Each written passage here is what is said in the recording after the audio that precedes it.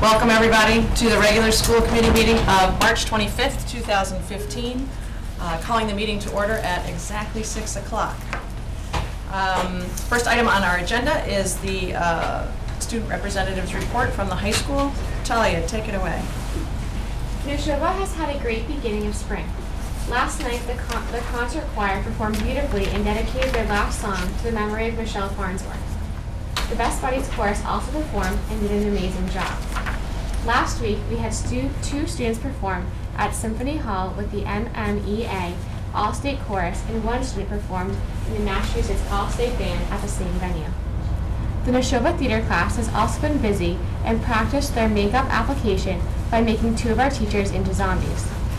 Recently, the Best Buddies basketball team took home the gold at their basketball state tournament. Neshoba DECA is busy preparing for nationals in Orlando later on next month, and the robotics team is preparing for the competition at Northeastern this weekend. Last night, the Robo Chiefs spent their allotted 6 hours of out-of-bag time making final modifications. They hope to repeat as the #1 seed again at this weekend. The Sign Language Club has been recruiting members and has been providing lessons in sign language to all who are interested. The Neshoba Moody's Mega Math Challenge team was also given $1,000 and the title of Honorable Mention for their 20-page statistical analysis paper on the question, is college worth it? The Art Club has been painting numerous murals around the school to brighten up our hallways, and the Community Service Club has been leading food drives recently. Spring sports have also started, and we're looking forward to seeing our teams compete. Thank you. Talia, anyway, just to let everybody know, Brian Cohen, assistant principal, Talia was on that M3 Mega Moody's Math Challenge.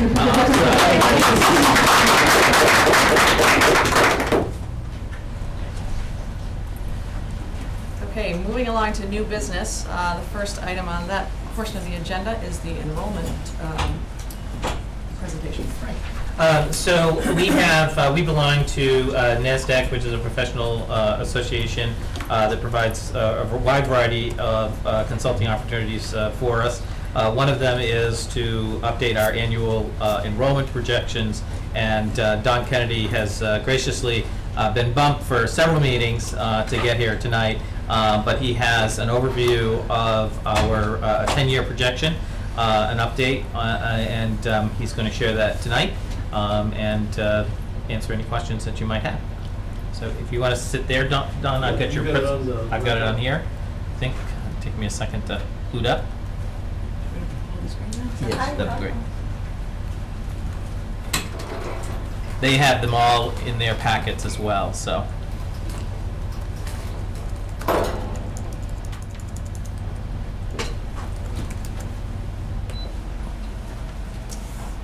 Don has been with NASDAQ now for over 10 years? Yeah, about 15 years. 15 I retired as a superintendent in 2000.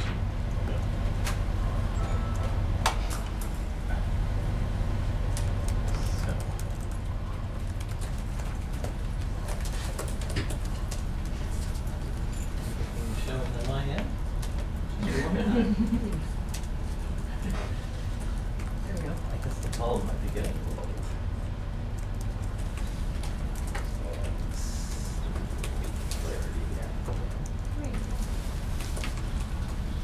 Does that look good?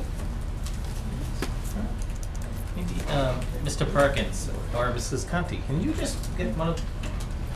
Perfect. Thank you. Yeah, I think that's. Is that enough, or people like more? It's good. Okay. Good. Okay. Want to go ahead a couple of these. Okay. Let's just take a look at about 5 slides that have to do with general kinds of issues.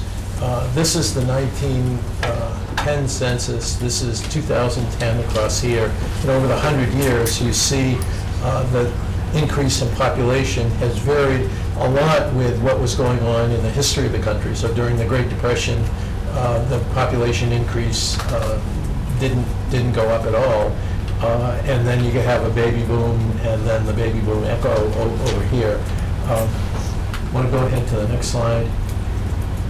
Also see it affected by the all the blue years are quarters of recession or depression, and this is the most recent one that we've just been through. You see a little dip right here. It ends at 2009, but this pins it more specifically, not just to the population, but to births. And when there's economic uncertainty, number of births go down, as they did in Massachusetts and as they did in these three towns during the recession.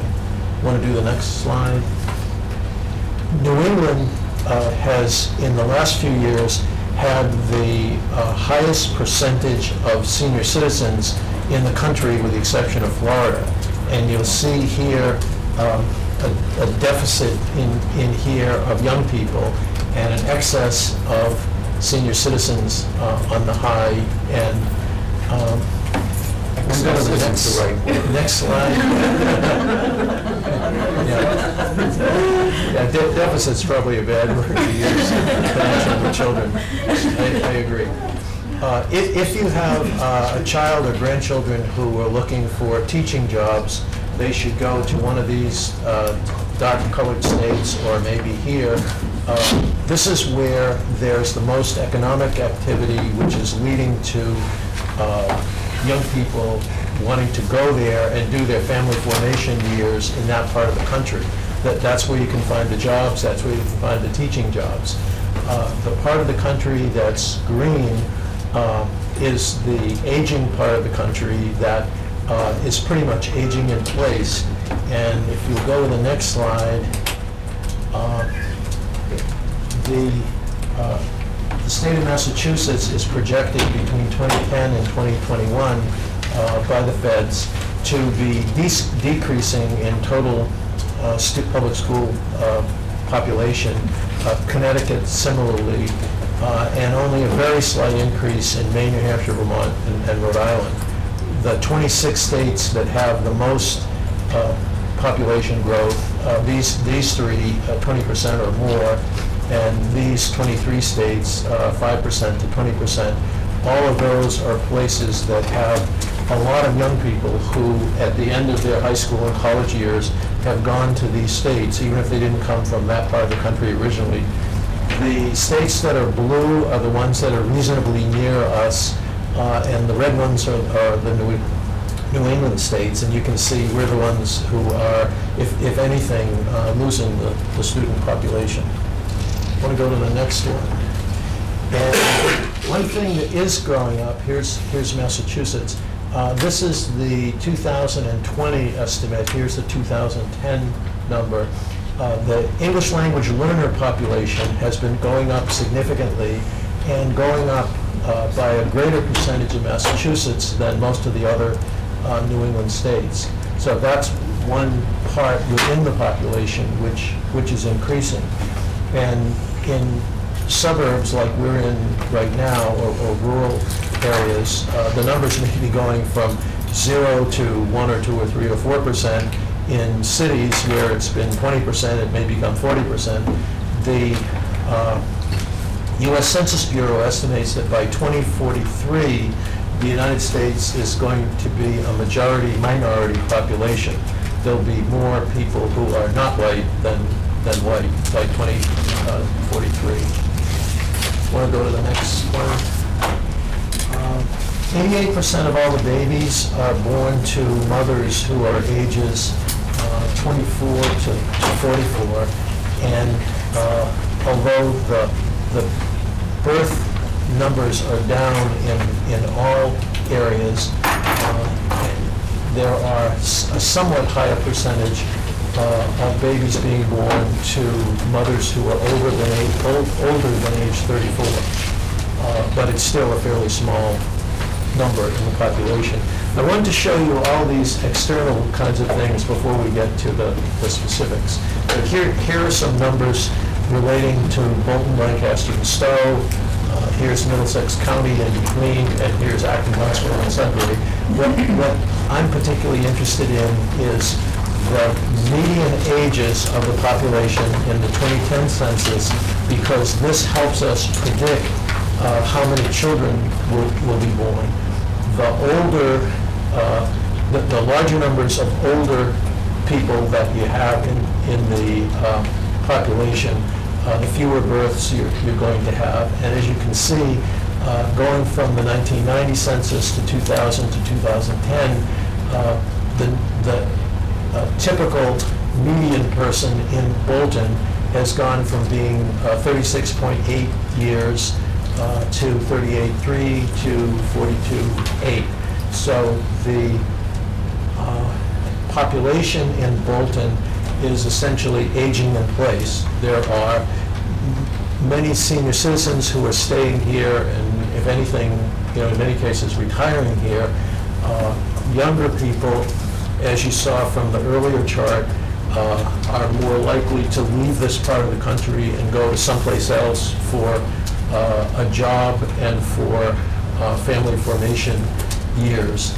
So at this point, the Bolton population, or Lancaster or Stowe, is a little bit less likely to have additional births than they were in earlier years. But think about a neighborhood on your street, and think of the 5 or 6 houses going in each direction down your street. They go through a cycle, and there may be a time when everybody was pushing a baby carriage on the street, and then a little bit later, cars are backing into the street driven by teenagers, and then later there's nobody on the street because there's empty nesters, but then at some point the street recycles. Now expand that thinking not just to your street, but to the whole community or the whole district, all 3 towns. And your demography is really very similar. So even though your towns are different, if you live here, you can tell this is Lancaster's way of doing things, this is Stowe's way of doing things. If you take a step back as a demographer, the statistics are really very similar for the 3 communities, and you can see why they kind of fit together as a regional district well. There are communities in Massachusetts where the median age is as high as 50. Places like Dennis and Yarmouth on the Cape. Lennox is a kind of interesting one. The median age is 50 in Lennox. The Lennox kindergarten this year, and they have a reputation for getting wonderful test scores, send a lot of kids to college. So in Berkshire County, if you were going to pick a public school, you might want to pick Lennox. The Lennox kindergarten this year, because the people are older, doesn't have many children who live in Lennox. It has only only 18 of the 40 kindergartners actually reside in Lennox. There are 22 school choice kindergartners who come in from other places because the school committee determined that having only 18 kindergartners and then carrying that all the way through the years would give them much too much a small school system. So they are taking school choice, at least in the short run, like gangbusters. So only 18 of the 40 kindergartners actually live in the town. I'm not suggesting it's something you're going to want to do, but that's a consequence of not having any babies. What do you do next? And you can make lots of different kinds of choices, and that's one that they make. Okay, on to the Neshoba numbers. The district, let me flip some pages here.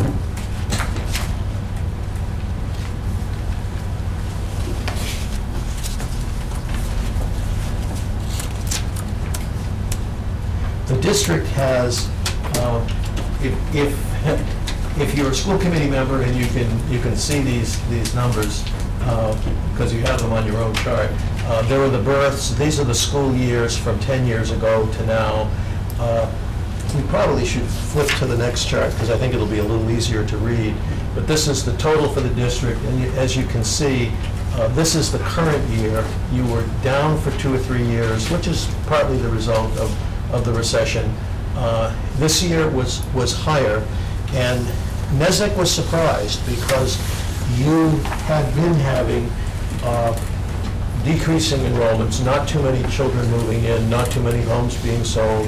However, you got 58 elementary school students, more than we expected you would. You were beginning to break out of the recession. You also got 53 more middle school students and 65 more high school students. So you had students moving in at all age levels and in all three towns. And this was the first year, really, that the district had sort of broken the shackles of the Great Recession and had moved beyond that, sold enough homes, and begun to have some of the kind of refreshment that we talked about earlier that you might do on a street if people decide to sell their homes, new people move in, and they're young and have children. And that's what happened in the district, like gangbusters. So after 3 or 4 years of not having as many new families move in, all of a sudden, you had a lot of them come all at once. And this has led us to modify our projections a bit, and I think even the projections that I've given you are probably too glum if you go out more than, say, 3 years, because I think you're going to continue to have the additional real estate sales that you had this year, and you're going to be moving ahead, I think, with additional home purchases of new families with school-age children, and the numbers that have been going down, I think, will turn around and go up. I'll take questions at the very end, because otherwise I'm not going to get through the 20 It's minutes. just specific for this.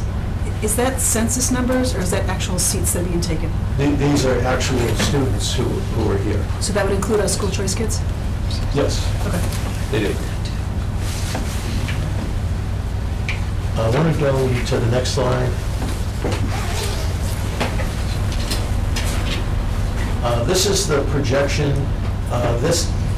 This part of the projection is the least reliable because it's based on the children who haven't been born yet. This is more reliable based on children who are born but not yet in the schools. And this is the most reliable part of the projection, the ones who are already in the schools and we can project going forward. So if we've already seen the children in the public schools, we know what kinds of choices their parents may well continue to make, and that part of anybody's projections are more reliable. So that there's lots of things to understand about the level of confidence that you can have in different kinds of projections. Want to go forward? Another one? Okay, that's the projection for the whole district going forward.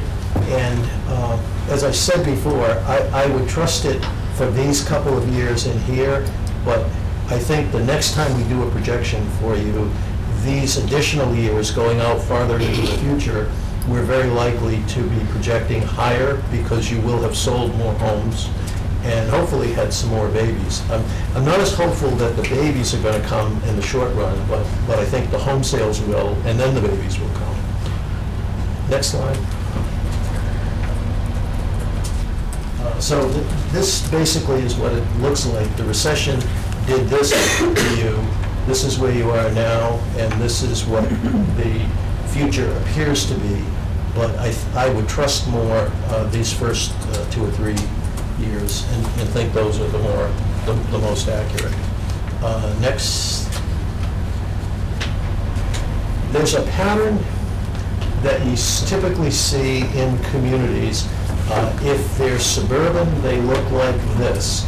The blue line is the babies, and the green line is the kindergarten. And so typically, you get people moving in after the birth year, either because they couldn't afford a home in a community like this at the time the baby was born, but they were aiming at wanting to be here. So they then moved to the community and showed up in kindergarten. That's one kind of pattern.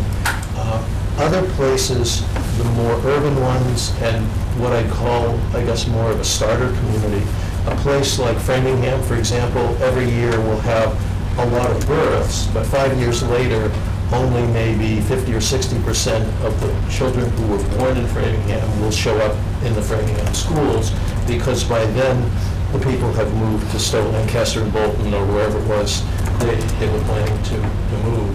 So you've got a pretty typical pattern for the type of communities that you are. That's the pattern for the whole district, but it's very similar in each of the 3 individual towns. I think At this point, rather than go through any more slides, I think I'll just rattle off some numbers that I think will be of interest to you, and then I'll shut up and answer your questions. Because I don't want to take too much time of my part. I mentioned how important births are. Kindergarten is made up of the children, in many cases, who were born here, and the number of move-ins. In a place like Lexington, for example, which is very expensive to buy a home, you typically, if you get a kindergarten of 300 children, there may be something like 130, 140 who were born there, and all the rest of the 300 will have moved in between age 0 and 5, for the child. So there'll be a larger number who move in to the Lexington kindergarten than will have been born there. In the case of your towns, Bolton was having, for 10 years, was having 60 babies a year. Now it's down to 40. Lancaster was having about 69 a year, and now is down to 59. And Stowe was having 81, and now is down to 60. So you can see you're considerably down, but that's simply because people are older. And once senior citizens decide to put their homes on the market, a lot of them had postponed doing that because the recession came along and they found they wouldn't be able to get as much for their home as they had thought they would, so decided to ride it out. But at some point, more people will put their homes on the market, and people will, and in a lot of cases, will have school-age children. So that will turn around. In showing up in kindergarten, for every 100 Bolton births, 145 later show up in kindergarten. In Lancaster, for every 100 births, 96 will show up in kindergarten, but this year it was 108. Stowe typically would have 115 show up in kindergarten if there'd been 100 births, but this year was 130. So you got more move-ins in the case of all three communities than you typically would have had. I guess the last thing I want to mention are the housing sales, and I'm just going to read this because I want to get the numbers right. In the case of Bolton, the town had been averaging 75 single-family homes every year prior to the recession, but the 75 dropped to only 44 in 2008. That was the worst year. But it rose back to 67 in 2013 and to 82 in 2014. Lancaster had been averaging 45 sales a year before the recession, dropped from 55 down to 46, and then increased to 58 in 2013 and 70 in 2014. So Lancaster sold a lot of homes, plus 14 condos. What I'm reading from is in the letter to the school committee. And lastly, Stowe averaged, or was averaging before the recession, 84 home sales a year, dropped to 50 in 2009, which was only 60% of the prior pace, but then increased to 94, which is more than it was doing before the recession, increased to 94 in 2013 and 92 in 2014. Although the condo sales were not as high in Stowe. So these are all factors. If there was a lot more time to talk, I could tell you about some other factors. But the turnover of real estate, which in turn allows, in the long run, more births because you get some younger people living in the community. Those things are really important in terms of projecting what the future numbers will be. And every time you get good stories in the newspaper about good test scores or achievements of the students, the realtors watch that, and people watch these things online.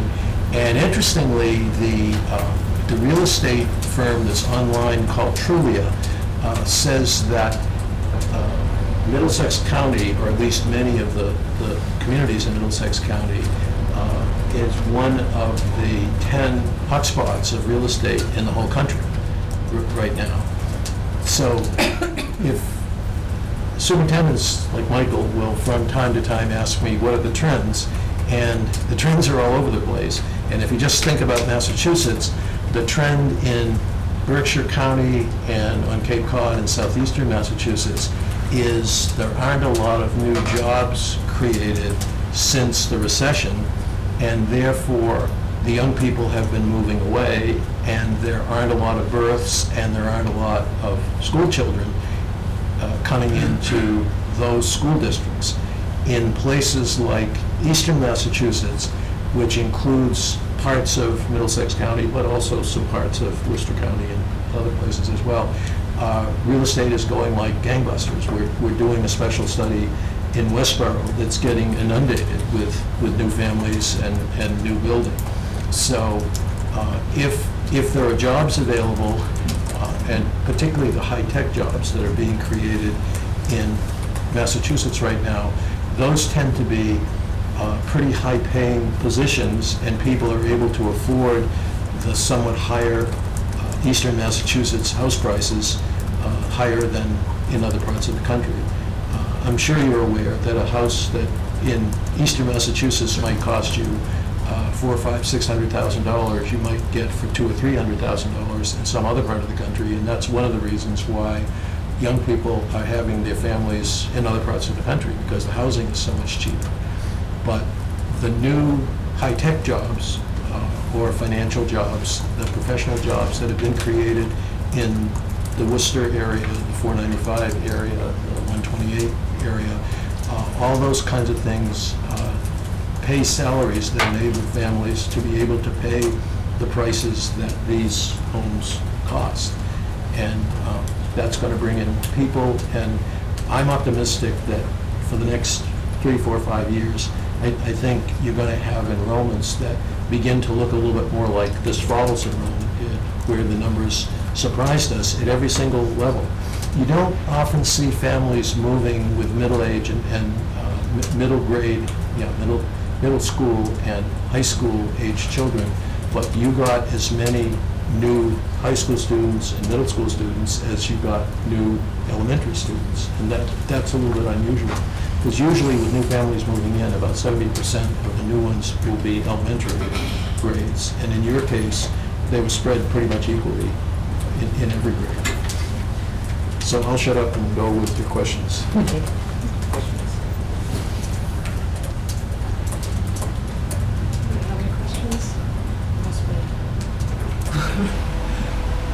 It's fascinating information, I think. It's really interesting. Because it is only for roughly 3 years that we can look at this, and we have a committee looking, for example, at our high school. What's your sense in terms of how to get other factors looked at, and to really kind of capture some of the trends that are historically been happening to us, like this issue that happened to us this year, but that could give us a more firm sense of growth The long-term numbers. for the long-term numbers. Yeah. When you're thinking of modifying or building a building or closing a building or heading to a building, Right. You want to have a sense of that you really know what's going to happen 5 or 10 or 15 years out, because a building will last a long, long time. These kinds of projections that I've been talking about are perfectly good to do a budget for 1, 2, 3 years, something like that. But in answer to your question about the buildings, most districts will do a demographic study. Now, we do them, our firm does them. I can also teach you how to do it yourself, and you could have a committee, a volunteer committee who could look into some of the factors. We interview realtors, we interview people from the regional planning office, we interview people from the town halls, particularly the town planner, because you want to know what's in the planning pipeline. Because that tells you a couple of things. It tells you not only what the the planning board already knows about, either has already approved or has been brought to them and they're in the process of working on. Not only tells you that, but it also tells you about the level of optimism that builders have, that there would be somebody who would want to buy these buildings that they're proposing to build.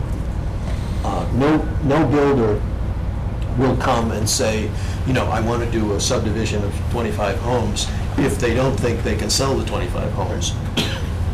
So you need to have the confidence that the construction industry and the realtors and the builders, thanks, that these people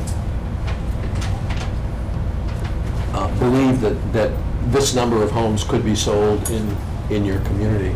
So I can show you how to do it, or we could do one for you. And, you know, if we do it for you, it would cost you money. If I show you how to do it, you can just do it. You can show us how to do it. So that's what you would want to do to have longer term insurance. But that's what communities usually do.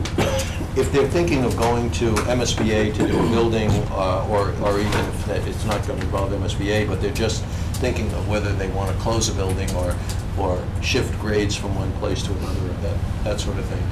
You want to know that you're doing something that the long run numbers are going to hold up. Right. So that 5 or 10 years from now, that you will have done the right thing. Is it still true, if you don't know this, but MSBA is just doing birth analysis for their projections? Yeah. I'm just wondering, our school choice at the high school is pretty steady at 100. But what, about 5 years ago? We opened up school choice K to 8. And we got a huge influx of students, especially in Bolton. How would that affect this? Since you're doing seats and not taking out school choice at all? We've got two databases on the show, but one residents only, one with everybody who's entitled to a seat. So the totals come out surprisingly similar, but obviously the school choice kids, the only school choice kids that you have an obligation to are the ones who are already here. You don't have to continue to take new ones forever if you don't want to do that. We've also had people ask us to do studies on their school choice programs to see if they're costing them money or if they're making money off the program. And that's an interesting kind of thing too. We've done a study like that twice, 2 different times for Amherst Pelham, and we're doing one in Ipswich now and a number of other places.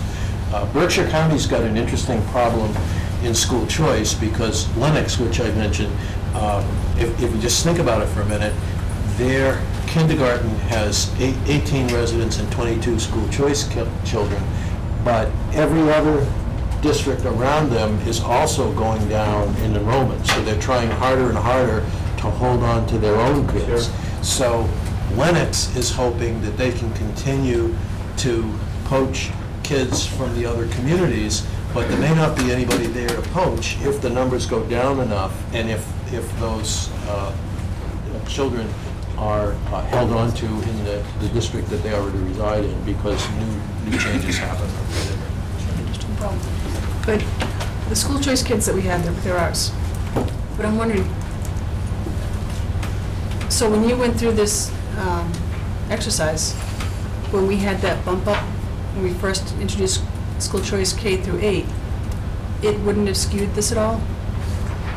As far as our projections? It wouldn't have skewed the resident projection. It would skew the other one that's the DESE Sims enrollment that's related to the everybody who's entitled to a seat at October 1st. Which one would that be?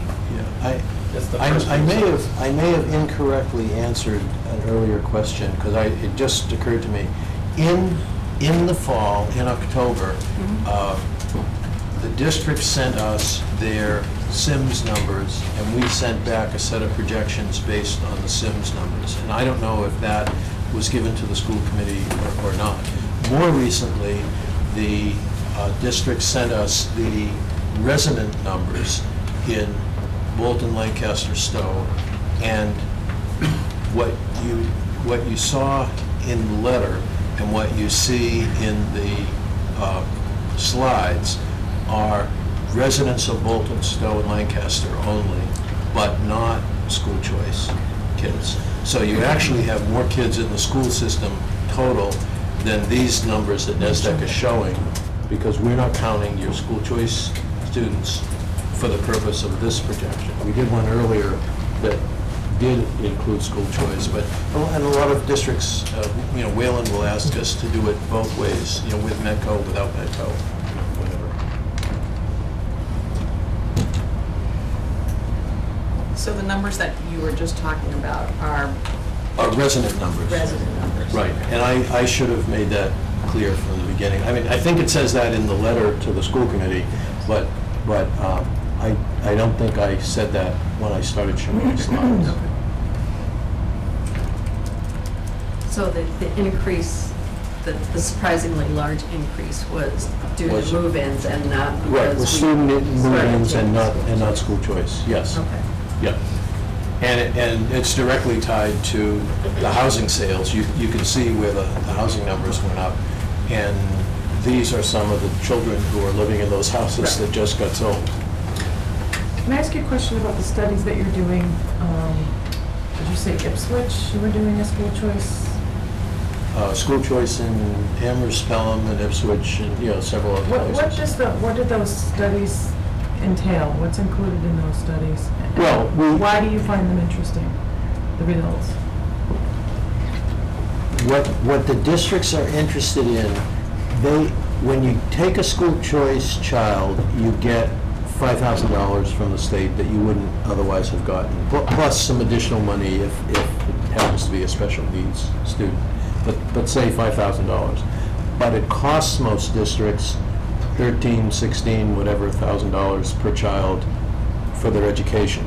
So somebody will say, well, wait a minute, these students are making out like gangbusters because their parents don't pay any taxes here, and they're getting a $16,000 education, but we're only getting $5,000 for them. So what the districts that have asked us to do this kind of a study have wanted to know is, did they add any additional expense in the district as a result of having taken any of these children?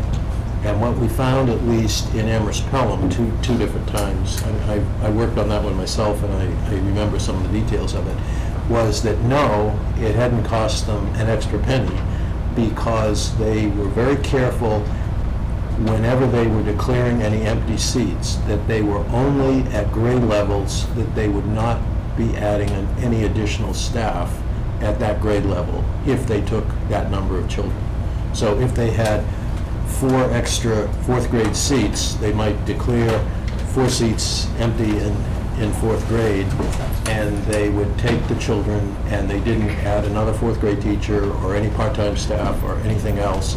And we were able to track the progress of those children all the way through the school system, until they graduate, and couldn't identify any additional expense that was connected to having that many additional children in the district. That they would have had those textbooks or those, that heated classroom or whatever it was anyway, and they were very careful about how they did it. Some districts have cost themselves some money by taking too many school choice children at a particular grade level, because it has cost them extra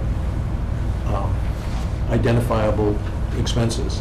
And so you have to be careful the way in which you gatekeep in terms of when you declare the empty seats. But it can be done, and it is being done. And Amherst is making about, $600,000 a year for the district that they wouldn't otherwise have. And it's not costing them a penny more on the expense side.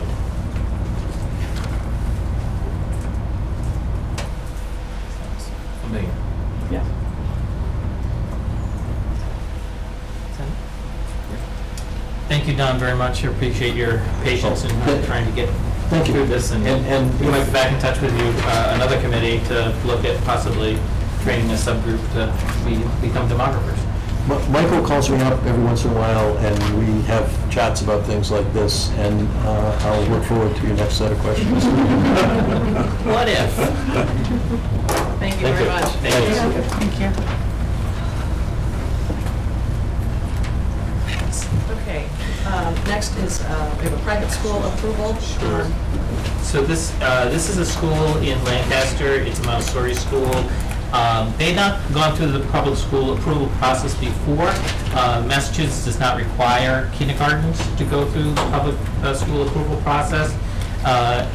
However, after conversations with them and making clear about how transitions from their kindergarten to public schools, ours and others, they decided they would like to go through the process. So I went through the process with them, and they do meet the requirements. And so I'm recommending that the Neshoba Montessori School, which is no connection with our district, be approved for the 2015 school year, which is this year.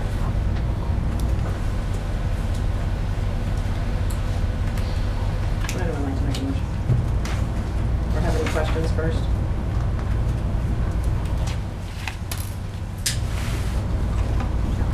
A motion? I move that we approve the Neshoba Montessori School as described in the memo from Superintendent Wood. Second. All those in favor? It's unanimous. Thank you. Next, we have an overview of the excess and deficiency fund. For some people, this might be redundant, but George, take it away. Yeah, I think certainly it's becoming a very familiar conversation, but this is kind of in response to some of the things we discussed last time and the overall discussion about E&D as to why and, you know. Yeah. Can you put it?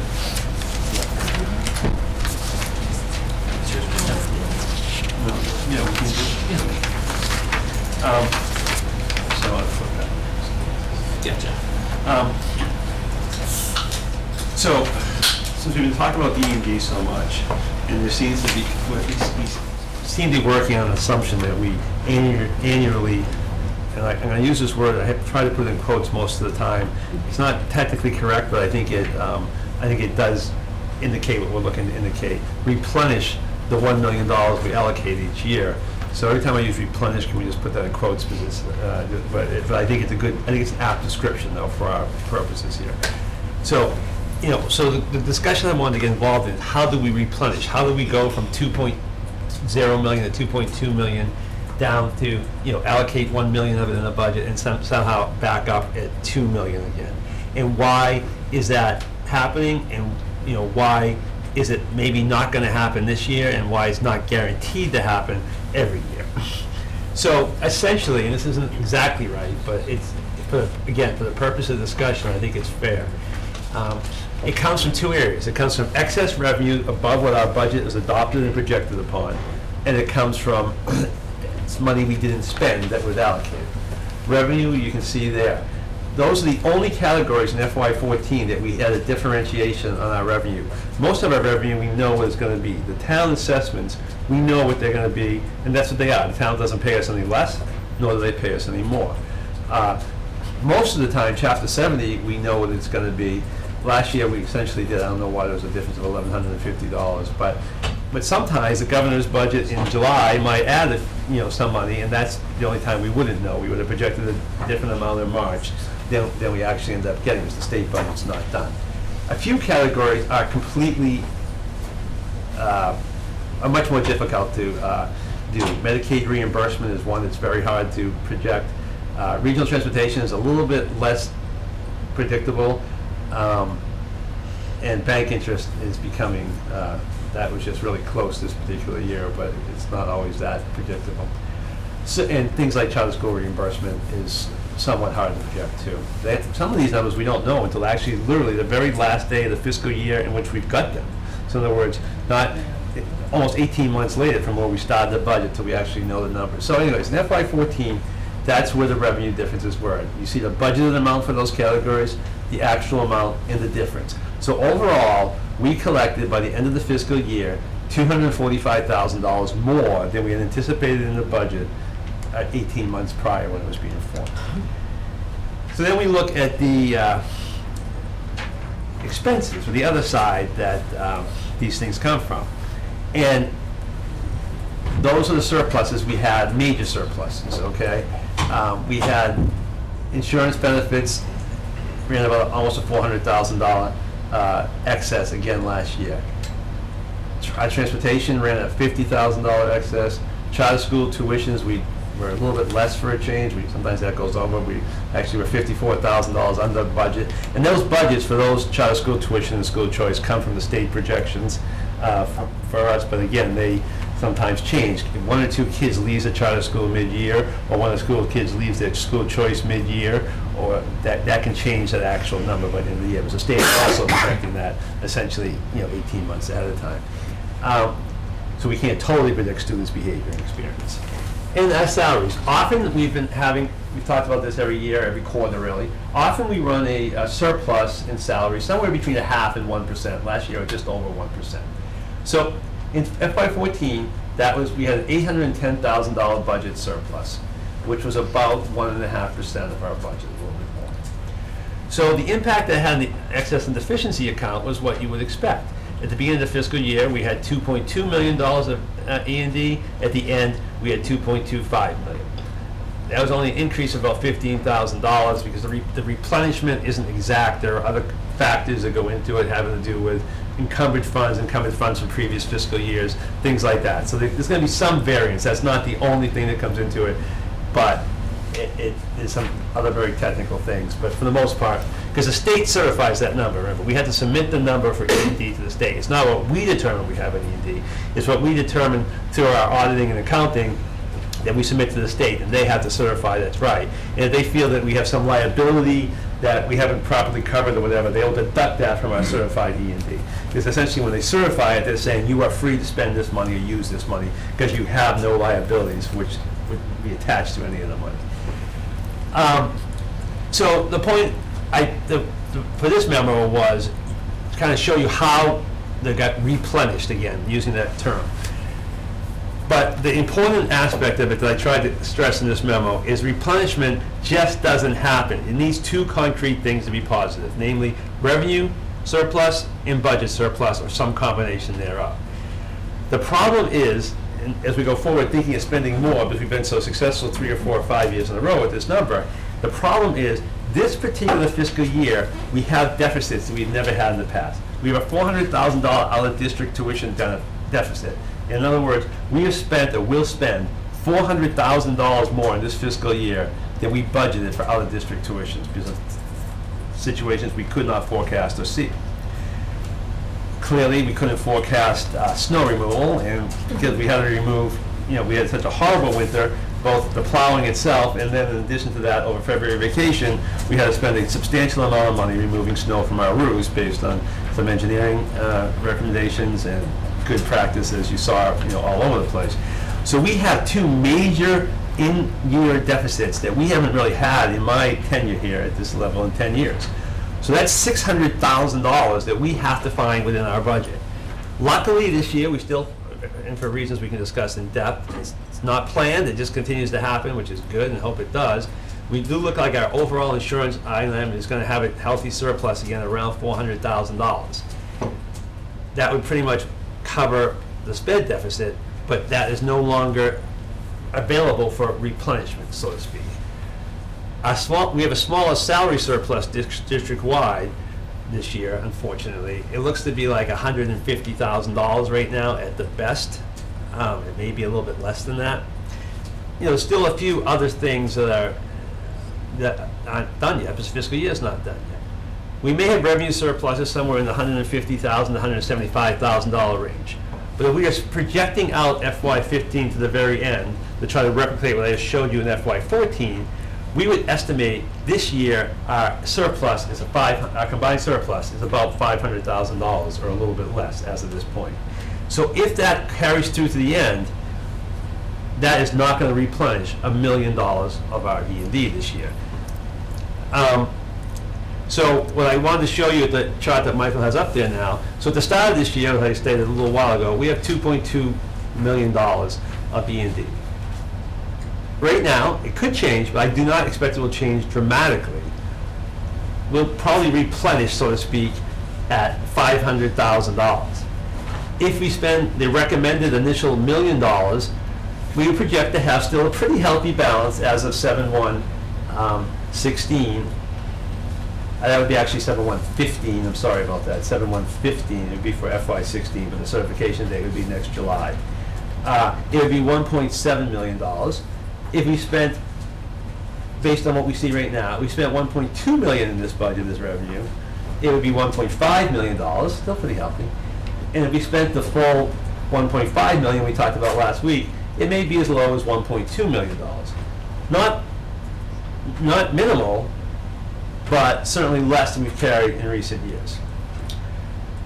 So I understand the desire to spend this money, but you really need to look at this. If we only replenish at $500,000, that we de facto spent $1.6 million in this fiscal year. The $1 million that we appropriated, and the $600,000 in deficits that we have to cover with funds that otherwise would have been going back to replenishment. So any of these things could be survivable, so to speak, on this fiscal year. But if you look at the $1.5 million number, if you use that number this year, and the replenishment happens along with what I'm projecting, and we only have $1.2 million next year, that's the absolute maximum you could use. You can't use more than you have. And say you wanted to use 80% of that, that would get you down to about $1 million. Okay, you say we want to keep 20% of it. Use 80% of it, gets you down to about $1 million. That would be a $500,000 revenue drop in next year's budget. So before anything else happened next year, if we spent $1.5 million this year, replenished like that, and used 80% of it available next year, we'd only have $1 million to use in the budget next year. So that would be a $500,000 revenue drop that would have to be transferred to the assessments. It's particularly it's a particular caution for me because of the fact we also use school choice revenue to a large extent in our budget each year, and we know that's dropping due to the change in policy. So we could be looking at somewhere between $500,000 and $1 million of non-recurring revenues, literally non-recurring next year, and that would have to go to the assessment, and that would be without the budget going up 1 penny. So that's kind of the historical base that we want, kind of the explanation of where it comes from and what the risks are of considering to use it. After this memo went out, there was a request for some historical information from the last 2 fiscal years before that, which I also provided. I don't need to go over that in depth. It's really the same exercise. Just look at it quickly, showing fiscal year 2002, same exercise. You see the revenue surplus that year was only $169,000, and the expense surplus was only $669,000 this year. Again, driven by benefits and insurance, and a lot less that particular year by salaries and a few other areas where we were able to save some money. And you can see what the impact on E&D was. And then FY13, a larger revenue deficit because of Medicaid, and Chapter 70 was changed after the fiscal year began by the governor's budget.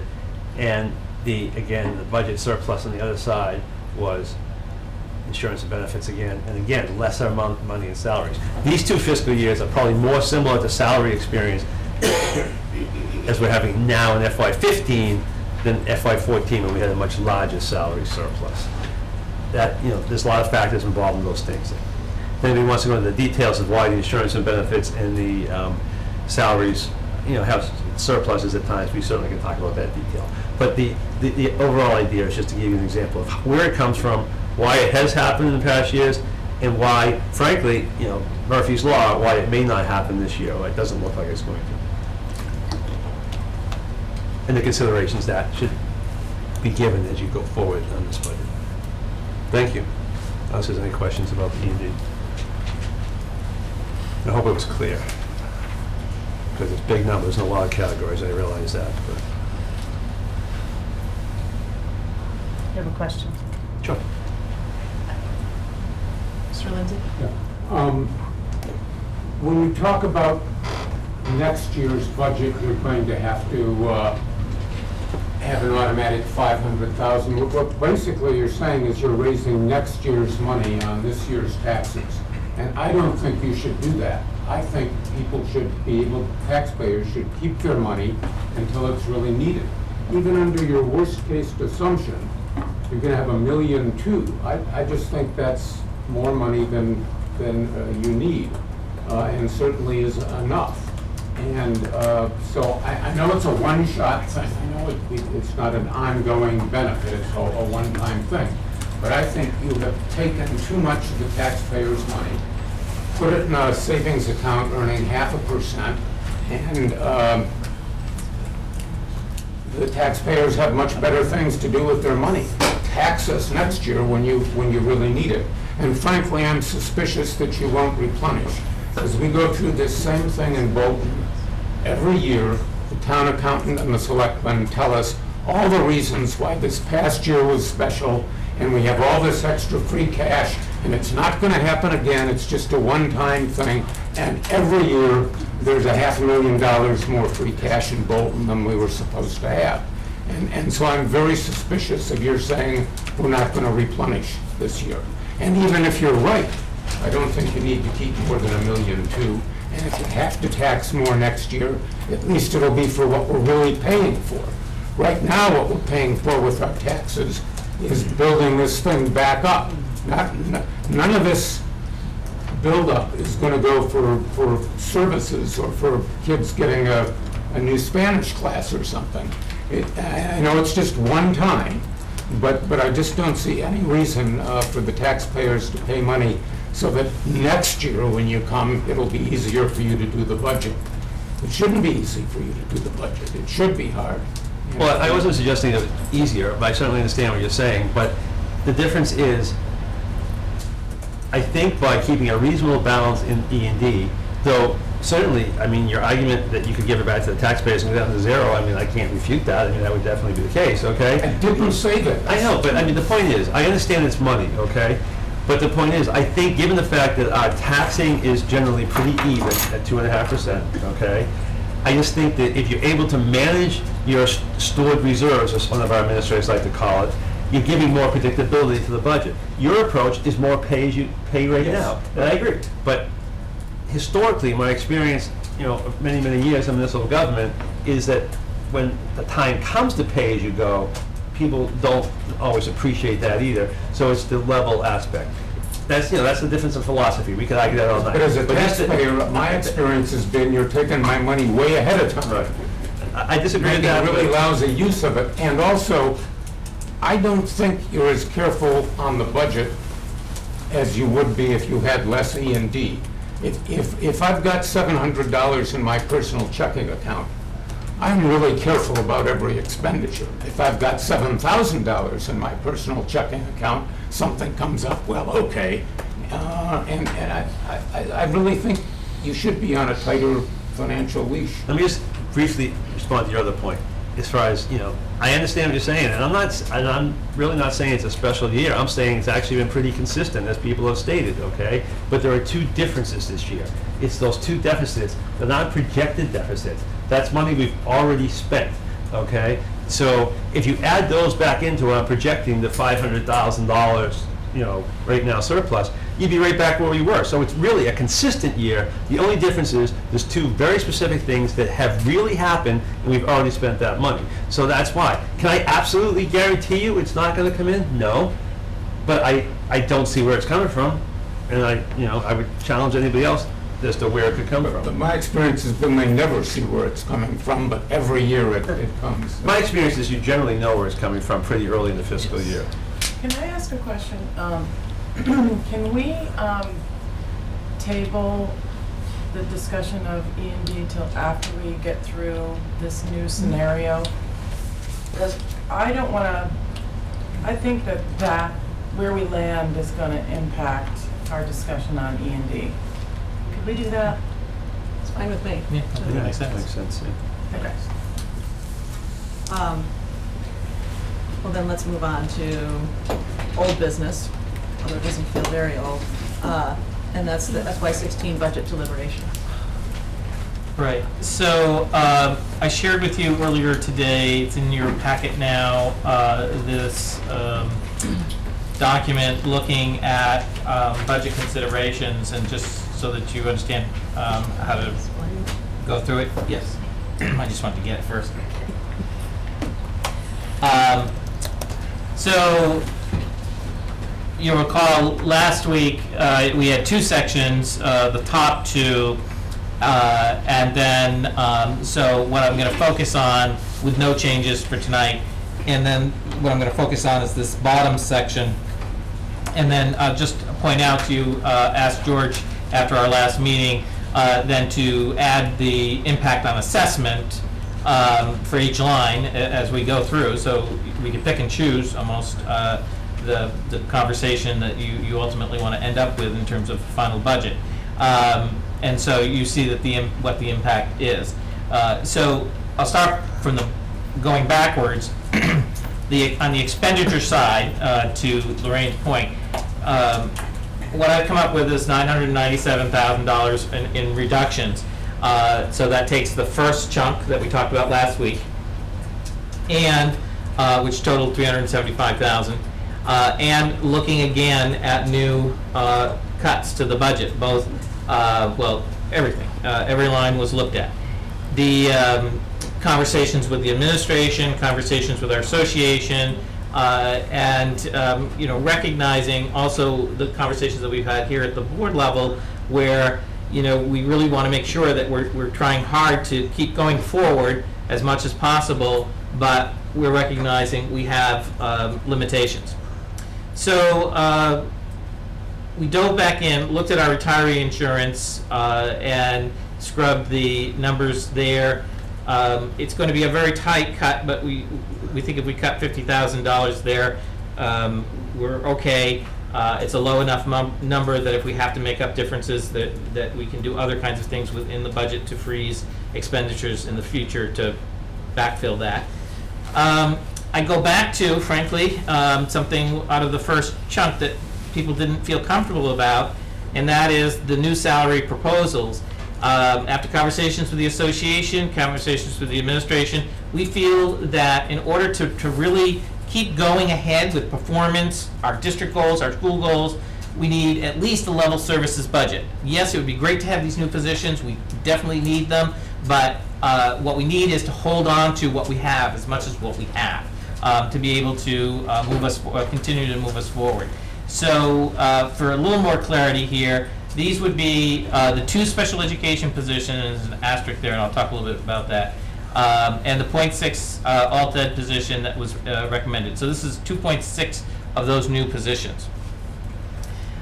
There is a way for us to, with changes in instructional assistant hires for the fall, that I've said to the principals of those schools, if you want to turn those positions back into a teaching position, that's fine. You know, if we can support it, and make sure we're covering our IEPs and so forth, then absolutely, because we do value the model of moving to having a licensed teacher in those positions. So that would be just essentially, instead of the dollars toward the salaries for instructional assistants, we'd put it towards a teacher, a Unit A teaching position. We have a part-time facilities secretary.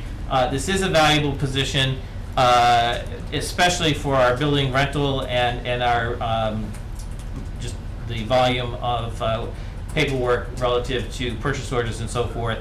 But I would reduce that. We will look to see what we can do internally with existing support staff to absorb that. I go back to, you know, we talked about this. I'm not making it the modulars, but I am going back to scheduled maintenance. This would reduce that a total of $180,000. We would just push out on our 5-year plan for scheduled maintenance within our elementary schools and our high school, other projects, out more 5 years. But we still have the modulars in there. Very difficult, but recognizing everything, we've got to have shared responsibility here. We do have a retirement in teaching and learning. I would just not replace that position. And that would save us about $85,000. Under new salaries, again, we had a total of 8 positions, 8 FTEs for instructional positions, and then 1 tech position. So here I'm saying we would eliminate a total of a 1.0 under special ed. This would be some combination of a team chair related services. We need help in our team chair department. Their numbers, like class size, are more than what they can handle and manage. And we are maxing out on our related services as well. So we can move forward with a part-time team chair, part-time related services distributed between OT and speech, and try to move forward that way as best we can. The other position, so I would also eliminate 0.4 of the opportunity left of 1.4 for the high school to address class size over all of their departments, and then Dr. Graham could make decisions about whether he needs a 0.2 of social studies based on course signups this spring. And then I would cut the 1.0 tech support position as well, and just again re-look at how we are using our ITS staff, and look at our internally our teaching and learning person to be able to support more of technology as best we can. More difficult, but trying to get to that $1 million mark number. We do have a grade 5, our grade 4 moving into grade 5. Grade 4 this year is at 4 sections. I would eliminate one of those sections. It would be right at our max of 24. So that's difficult, and for lots of reasons, it's a very difficult choice to make. And then at 6th grade at Luther Burbank Middle School, it's right on the cusp at 73 students. It's the next one in line. All of our others are right within the mix. So these are the 2 classes that we have that really just are very close on our class guidance. And so that brings us to a total of $997,000. We looked at a number of different other options, from curricular changes to other kinds of wholesale reductions, at teams level. But we just feel that so much will be disrupted in terms of the direction of progress towards performance that it's not going to, we're going to be robbing Peter to pay Paul, and it's not going to get us what we want. Ultimately, what we want is a budget that our voters will pass, obviously you'll pass, that the voters will pass, that the towns can support, but ultimately the people who move here for the schools and the quality of the schools, and I can't in good conscience make recommendations that slowly tear apart the fabric of that quality. And I said in my letter, I know there's attention to staying away from classrooms, but I cannot emphasize enough, and obviously I have to do a better job of helping people understand how all of the pieces fit together to support classrooms. It is like a three-legged stool. You have the classrooms, you have the administrative leadership, but you have all of the support positions. And once you take away one of those legs, or half a leg, you're going to put the burden back on the other 2 legs. They're going to have to handle it. That's just the way it's going to work. So in our thinking that, let's just protect classroom teachers, well, if you don't protect everything in a fair and equitable way, you're just transferring the balance, because every year the expectations will stay the same. No expectations change, and I know this is true for our town administrators to go through as well. Nobody says, oh, we're not gonna plow 117 because we have less money in the budget. Nobody's gonna say we're gonna teach less in a class that's got 24 kids in it. They're gonna expect the teacher to have that personalized learning experience just as much. So that's the way we have to think about the fabric or the stool, if you will, that I have to make sure everything still can go forward without a huge amount of support systems in place. And I just remind folks that we use district personnel to evaluate teachers, and that's especially with our new evaluation system, that's a burden to our principals. So if we eliminate that, then they then have to absorb that, and that takes away from everything that they're trying to do within their school. So it's Can you, for 1 second? Yeah. I want to understand what you just said.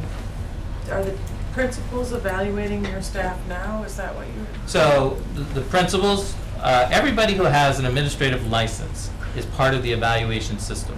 So I do evaluations, teaching and learning staff do evaluations, and the principals and assistant principals do evaluations. And my goal is to get to a meaningful relationship between the number of supervisor and supervisee, and right now it's somewhere between, most of us do 1 to 30 people. And I don't know of any other profession that sees that as a positive. And definitely the way we're trying to do it, that alone is a full-time job, without all of the other extraneous components. So What do you mean the way we're trying to do it? I thought it was state mandated. it is, and we were doing that model before it was state mandated. So I mean, I think to do it well, we want to have. I would love to see 1 to 15, 1 to 20 as an average for our principals and assistant principals, and teaching and learning staff. But we need more of those staff to do it, and we're not going to get there anytime quick.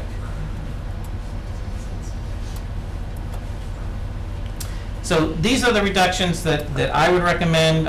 We have support plans in place to embed them and be able to absorb them, but they're challenges, and I do rate them. I personally, I would love not to go beyond number 1 on the second group, but I understand what our dilemma is.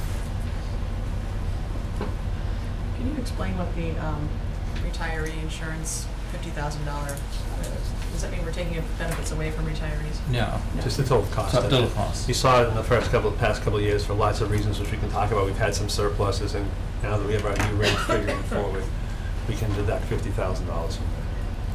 Because that's what you're guessing will happen. Right, we So pay you're saying- 50% Right. of retirees' benefit, they pay 50%. So in looking at who's retired, a fewer number of teachers have been retiring this year, so I see. looking at that in our rates. Okay, thank you. I just want clarification on the instructional coach. Is that the teacher at Mary Rowlandson and Luther Burbank, the literacy coach? No, I'm sorry, that's out of teaching and learning. Okay. So what is that's that? not the literacy coach? That is not. That is the buzz that's what that was? Yes, Okay. I'm sorry, I misspoke. It was on an earlier iteration and it got taken out. What does that role do? This person leads all of our literacy initiatives across the district, So if this person isn't there, does Joel and Patrick and everyone else manage their own? we're going to have to absorb it. I will have to take on more. We're probably going to have stipends for key pieces. We have a writing initiative going on. We will have to figure out how to move that forward with leadership. But yes. Okay, thank you. Nicole? Can I just start from 0 then? If in 15 minutes we accept all of this, for Stowe at the very least, what is going to be the total assessment that we will be asking Stowe for, and what is the percentage increase over last year? So I'm going to have to rely on George on this. So if we accepted all of the cuts and the revenues we added, the total reduction would be 622,000. Yes. And so, I can give it to you. okay. If everything on this sheet was done, the increase for Bolton would be 239,000 or 1.91%. Lancaster would be 193,000, 1.82%. Stowe would be We need to 602,000. go a little slower. Yeah. Can you repeat the? Sure. If everything on this sheet were to be accepted, I was trying to go slow.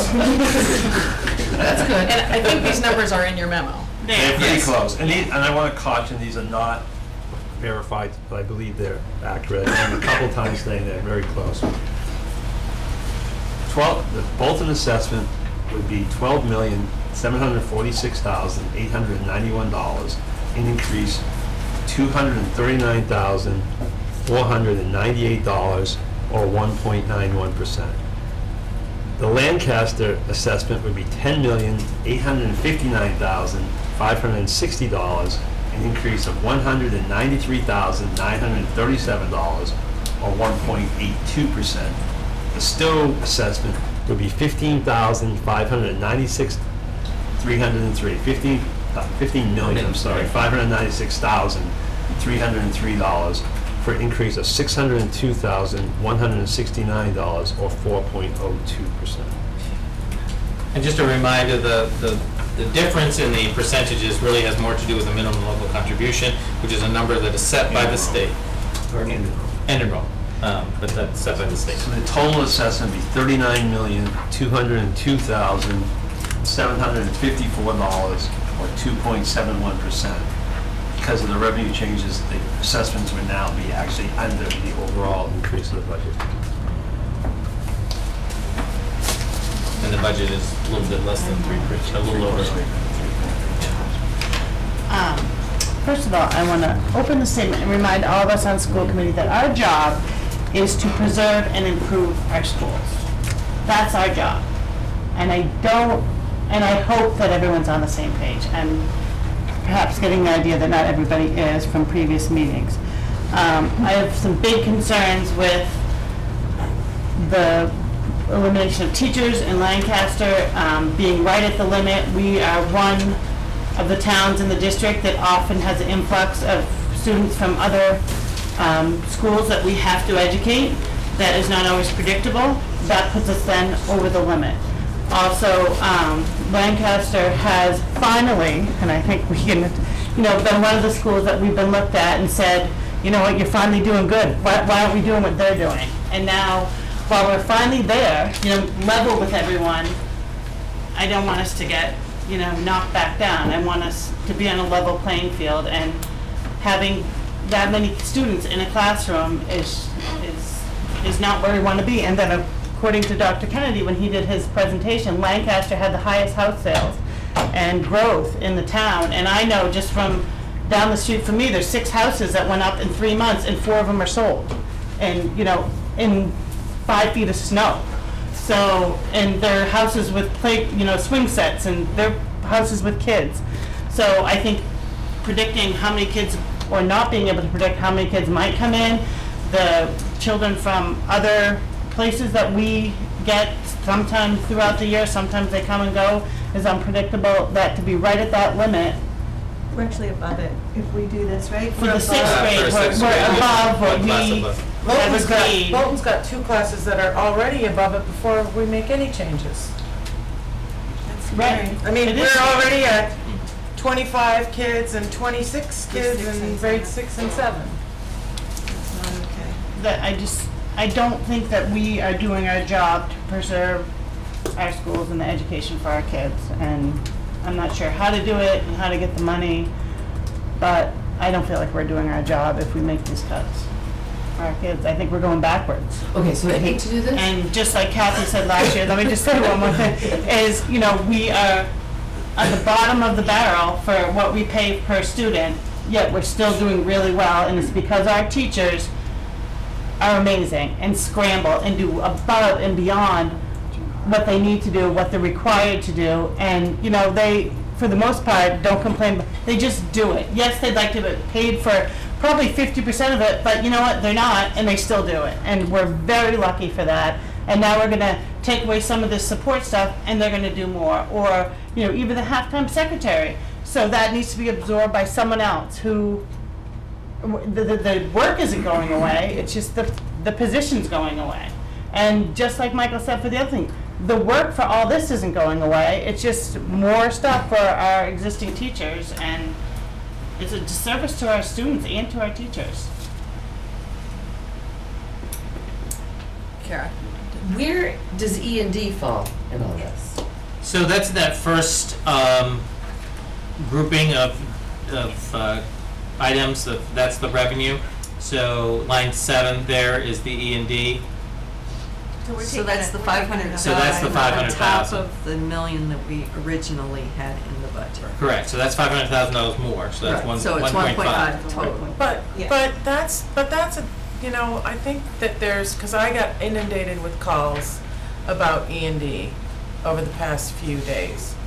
And I think it's really important for people to understand that historically, we have replenished the million that we've borrowed. So it's like money in, money out. Now that doesn't mean, especially based on what you said, that that's going to happen again this year. And I know that past performance is not an indicator of future. I mean, I've been there for many years. However, we're not in a recession. We're not, our economy is growing. And I think that E&D can become a bigger portion of this budget, understanding that at some point we're going to have to pay the piper, perhaps. But on the other hand, we have $2.2 million sitting there. Even if we went down to the 1.2 million, that would put us at, what did I do, Kathy, with it? That would put us at number 15, largest amount of dollars in E&D out of the 84 regional school districts, rather than number 1. So You gotta look at percentage. I was gonna say, they have to look at percentage. What I'm is looking sitting at on that money dollars. for? Like, what is that for? Why does that sit there?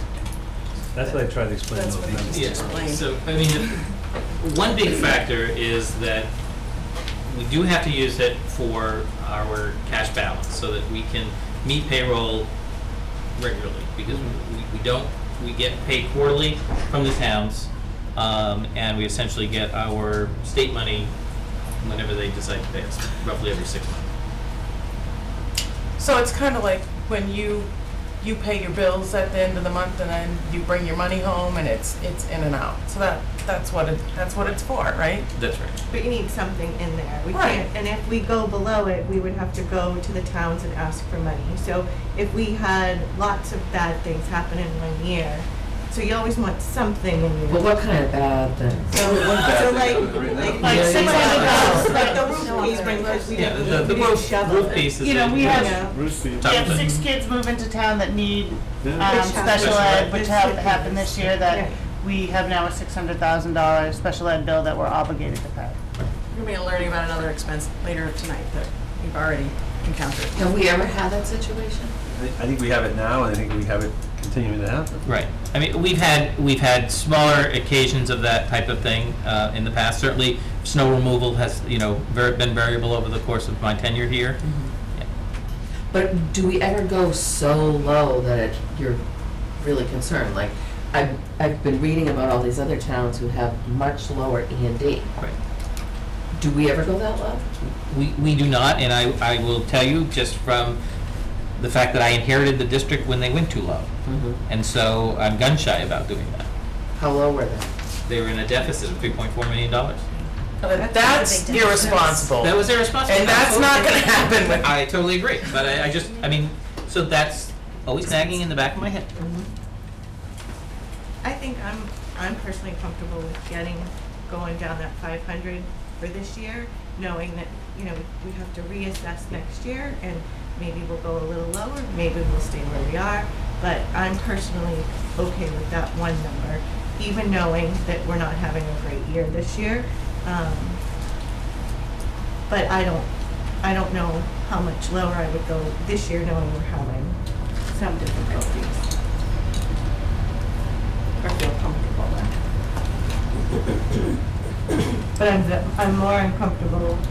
I don't think that we ever want to be where we were 10 years ago, And I don't think that I'm at all comfortable with anything past number 1 on the second list of cuts. You're gonna say something? No, pretty much it's the same place. I don't like digging into E&D because I don't like no buffer, but I realize that it's a reality that we're gonna have to do it this year. It's sort of like I'm doing it under duress, but. What, taking the E&D? Taking the E&D. Only because I feel like in the end, we're going to end up with, next year or the year after, we're gonna be in an even worse place because as George said, we're creating a deficit next year already, basically, because that's going to be $500,000 that's going to have to come from someplace, and I can't assume that the state's going to be giving us another $1 million above what they give us this year so that we'd be flush with cash, right? So, I don't like it, but I accept the fact that it has to be done. So, but in terms of the reductions, What's in the facilities scheduled maintenance? Is that the 85 that you made the motion on 100? Is that what that is? No. So it's the 80. No, we're gonna leave that one down. my only question is, with all the finagling we did last week and all this, where are we with modulars? They're in the budget. They're in, okay.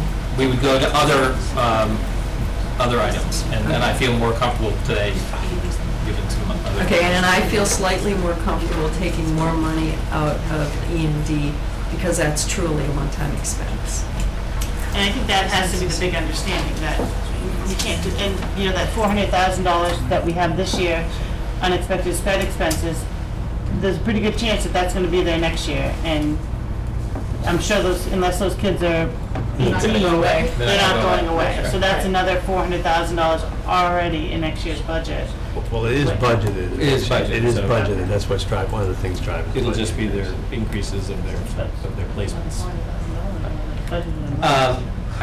There was an exercise we were going through during the finance committee that I think all the committee might benefit from, just looking at trying to understand the assessments relative to information about the towns, just so you have both pieces of information before you go much further. So, do you mind if we go through that exercise? No. All right, You want this? yeah. So,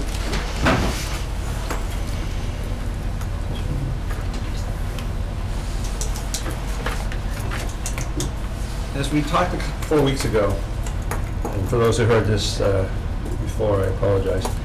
As we talked 4 weeks ago, we talked about the paper I had put out, just talking about the financial health of the towns and trying to analyze that in terms of,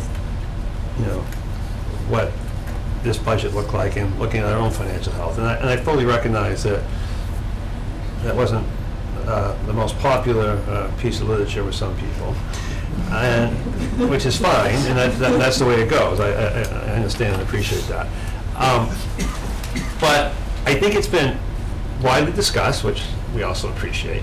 I think there's a couple things that have been assumed that really weren't in there if you read it. Namely, never in there did we suggest that the towns use their excess capacity to tax, nor did we suggest they use their stabilization funds, okay?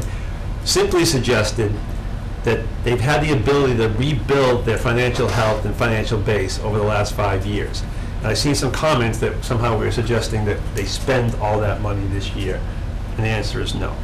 That's not what it says, and I don't think it says that at all. It just points out the financial health of the town, which is to their credit, which we would expect, and it's in all our interest that they do that. So I think that's good. It's nothing that we're criticizing, just pointing it out. What we try to look at now is what the towns can afford. We've certainly been talking for 4 weeks now about what we can afford, how much of our E&D we should spend. And the town side is called free cash. I think everybody knows that by now. So, do we have to make draconian cuts to our budget, or is there a compromise in the middle? It's always difficult to judge other people's finances. I recognize that. I don't know all the elements of the town budgets, and I'm sure they don't know all the elements of our budget. But if you look at it very basically, you know, looking at what we're talking about and what they get. So here are just some facts in the top lines, okay? For the 3 towns, this is what they certified as free cash last July. That's their E&D, that's their version of E&D, that's their account, that's their surplus as of last July. Certified by the state, much like ours is, okay?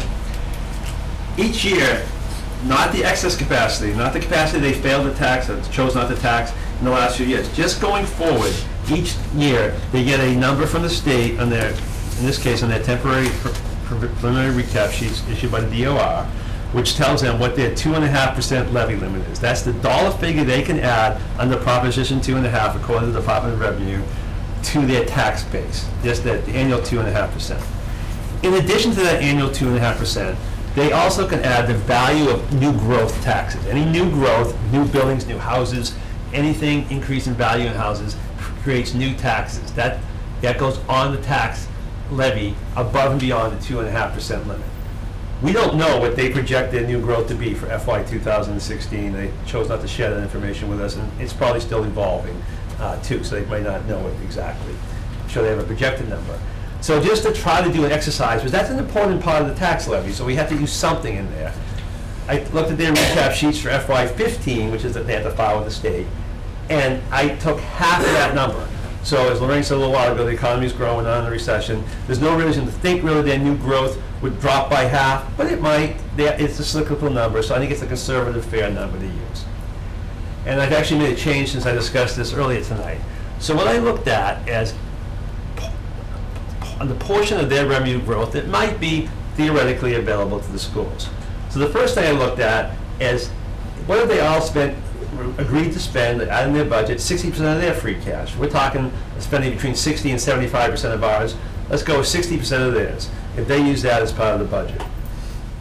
So they take their 60% number and they allocate to us whatever percentage of their budget they spend on the schools. I had 60% earlier tonight, but every town spends a slightly different number, and I wanted to be consistent with the white paper from a few weeks ago.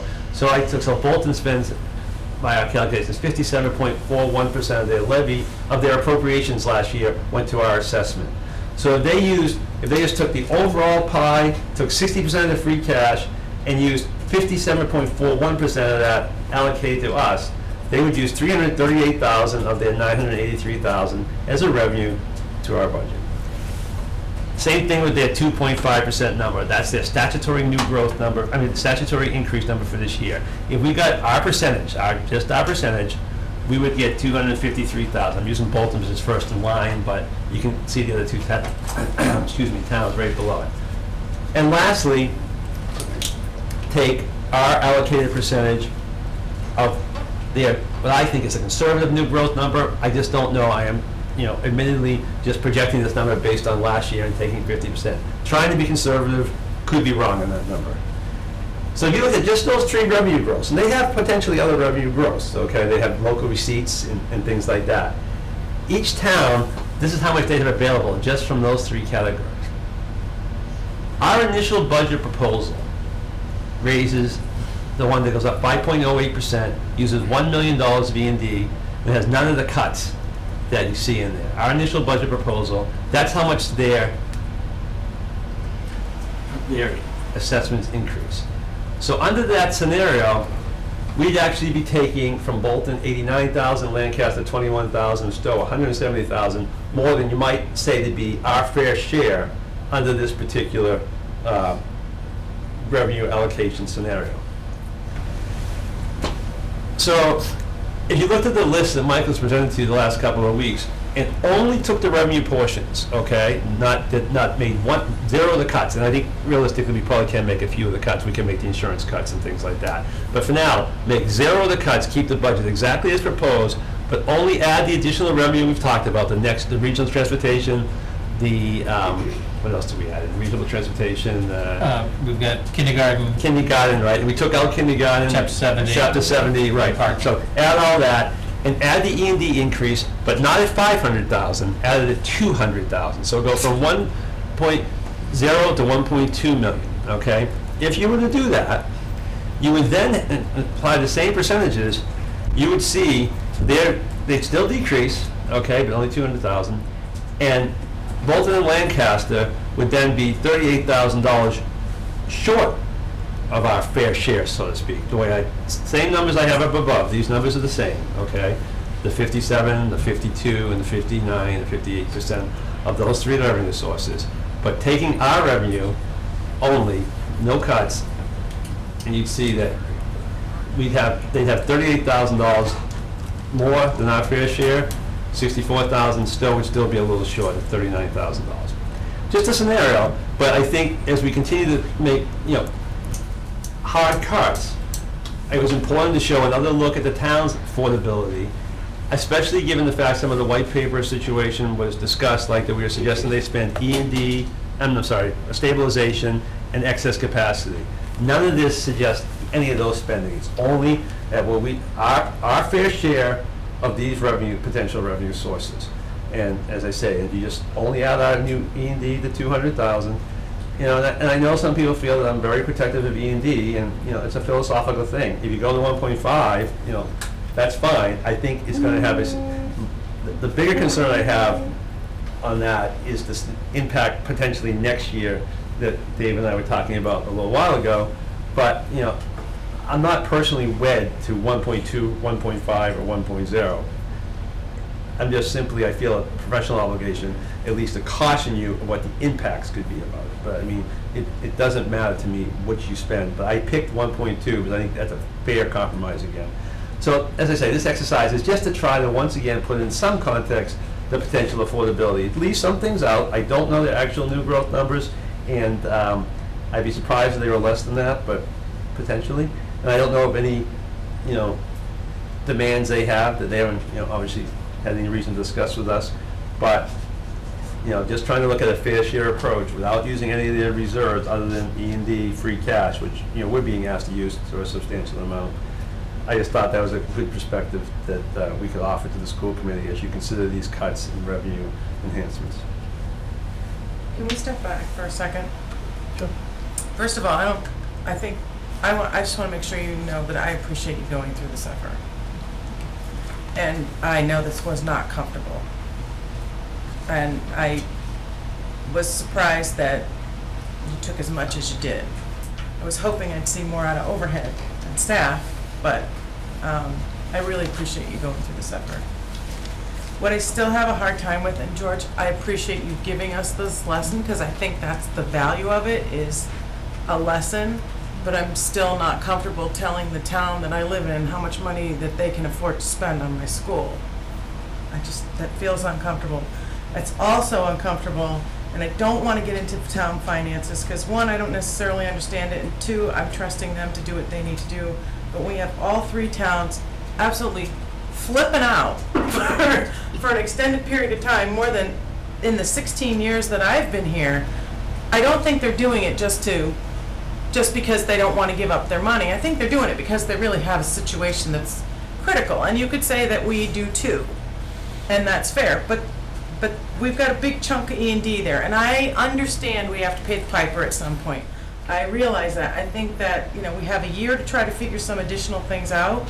But what is unfair to me on this, because I know, Julie, I understand, I don't want to cut any positions, but I thought I read in your document that we weren't eliminating teachers, we were just eliminating positions.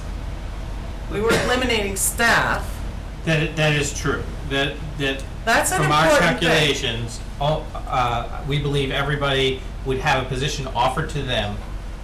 So all of you folks need to hear that. This is not, we're going to lay people off. Because what I'm fearful of is that people are going to see this document and say, oh my God, they're cutting all of our teachers. That's not what this document is saying. So that's one. The other thing is, I completely understand the situation that you're in, especially because you have transitional students in and out of your town. But my town has 2 grades that are well beyond the limit. So I look at, and housing sales are growing.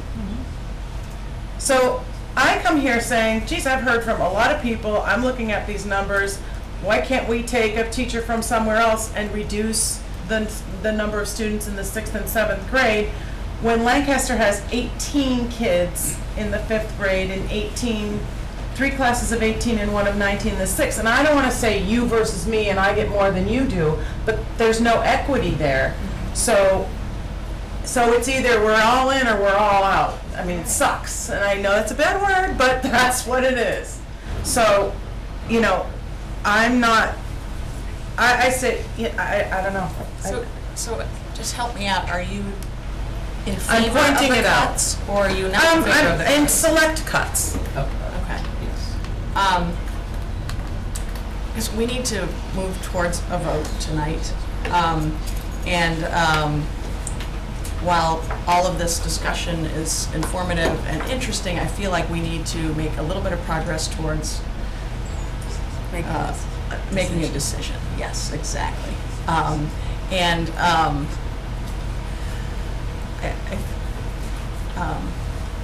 think we've gone around the table a little bit. I haven't gone yet.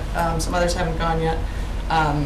Is there anybody who feels like they want to voice their opinions and haven't yet? Yes, Karen. I think we should use as much E&D as we can. I think the towns are asking for that. And if next year we come up short, we're gonna go back to them. And we're gonna say, we did what you asked, but now we're in trouble. So now you have to help us. I just think that they're really asking, let's do what we can, not jeopardize us to the point where we're worried that we couldn't cover an expense. But my understanding is if something catastrophic were to happen, we could go back to the towns and ask for money. We could. And our schools are insured, so if something, insurance would cover certain things. So I think if we take this year and try to help them, then next year, if we have to, they're gonna have to help us. And that's just working together.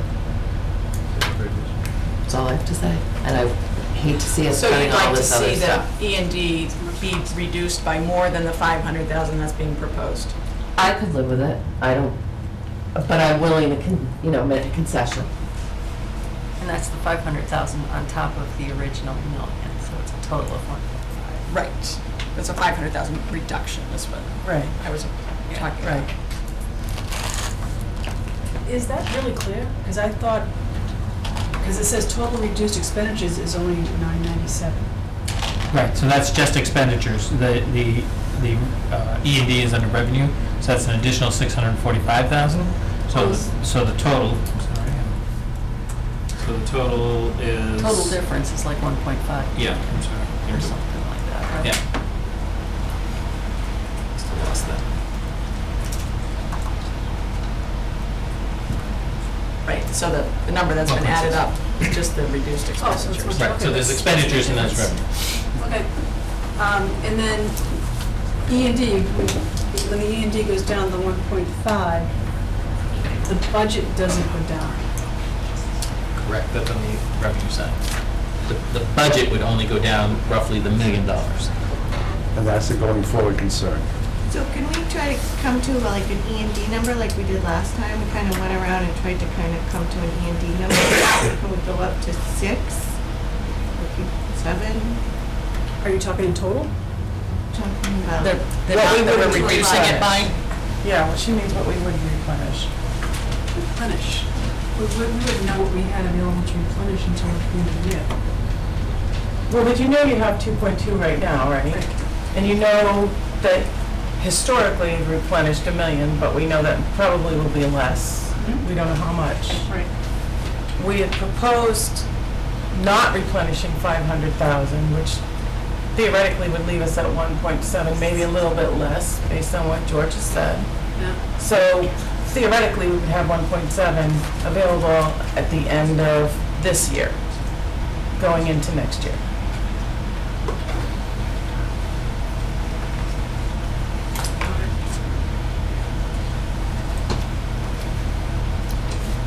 So, what is it, Lonnie? I don't know, how to do this other than have somebody make a proposal or a motion. Just to clarify, the 1.7 is at a million, 1.2 is the number projected earlier at 1.5 million. 1.2. Was the projected July 1st if we use 1.5 million now? That 2.2, that right. number I had up before. Right. Yeah, you just said 1.7, and I said yes to that, and I was wrong. It's 1.2. Wait a minute, if we have 2.2, Right. And then we We take use away 1.5, it 1.5, goes down to 7. Right. And we replenish 500, it would be 1.2. well, why would we, then we would,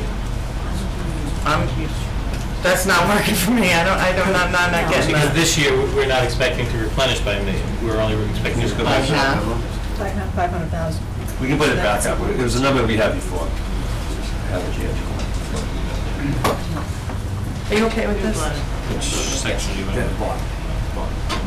With the Those reduction numbers or this there. process? So that's what- Clarification. If we go with the fact that we're likely right now, it could change by either way by a couple $100,000. I don't think much more than that. Could go to 7, it could go down to 3, it could go to 7. So that's conservative though, right, 500? No, I think that's right in the middle. I said it could go down to 3, or it could go up to 7. You know, but I don't think it's going to knock off those numbers too much. Then those are the 3 scenarios as to what I would project. And again, there are other technical factors I don't totally control and know that may have a $50,000, $100,000 impact one way or the other. But that's what I would project as of 7/1, again, 15, not 76. No, that's where it is 76. What's that? Well, does the 1.5 or whatever come out before or after we certify? Comes out before. Okay. We have to, because we have to be reserved, because once you appropriate it, it's reserved from the budget. So when we Okay. send to the state, we have to say, we've appropriated reserve 1.5 million for spending in FY16. Okay, so you're saying that with those numbers, when we certify this summer, we will have 1.2. Again, it hinges on that Right, 500,000. You know, the first column and the third column, we would know, okay? It's that $500,000 column that I would say right now fairly is between 300,000 and 700,000. I really can't see it above 700,000. Now, what happens, and I don't see it, well, I don't want to say that. I hope not to see it below 300,000, no matter what happens, but I can't predict everything, and Right. again, we have the sprinkler issue we're going to talk about later, that could be a 6-digit cost, 6-figure cost. So that's one of the, I don't know. But just to clarify, as I said, it'd be 1.7 million, that's adding, maybe projects at 1.2 million, at if we use the whole 1.5 million. Again, I just don't, I know I'm seeing this protector of E&D. I don't want to suggest if you used 1.5 million, I don't think that impacts our solvency in this fiscal year or the next fiscal year. The bigger concern I have about it would be the long time stability issues maybe, but more so would be the FY17 budget revenue impact. As Dave Lindsay said, it's a one-time fix.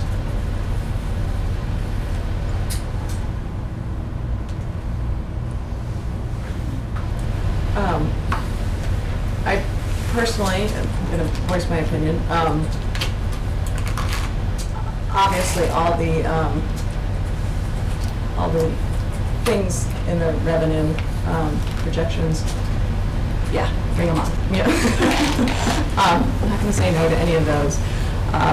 My feeling on the E&D is that we would be responsible to not lower it more than the 500,000 that we've already talked about lowering it.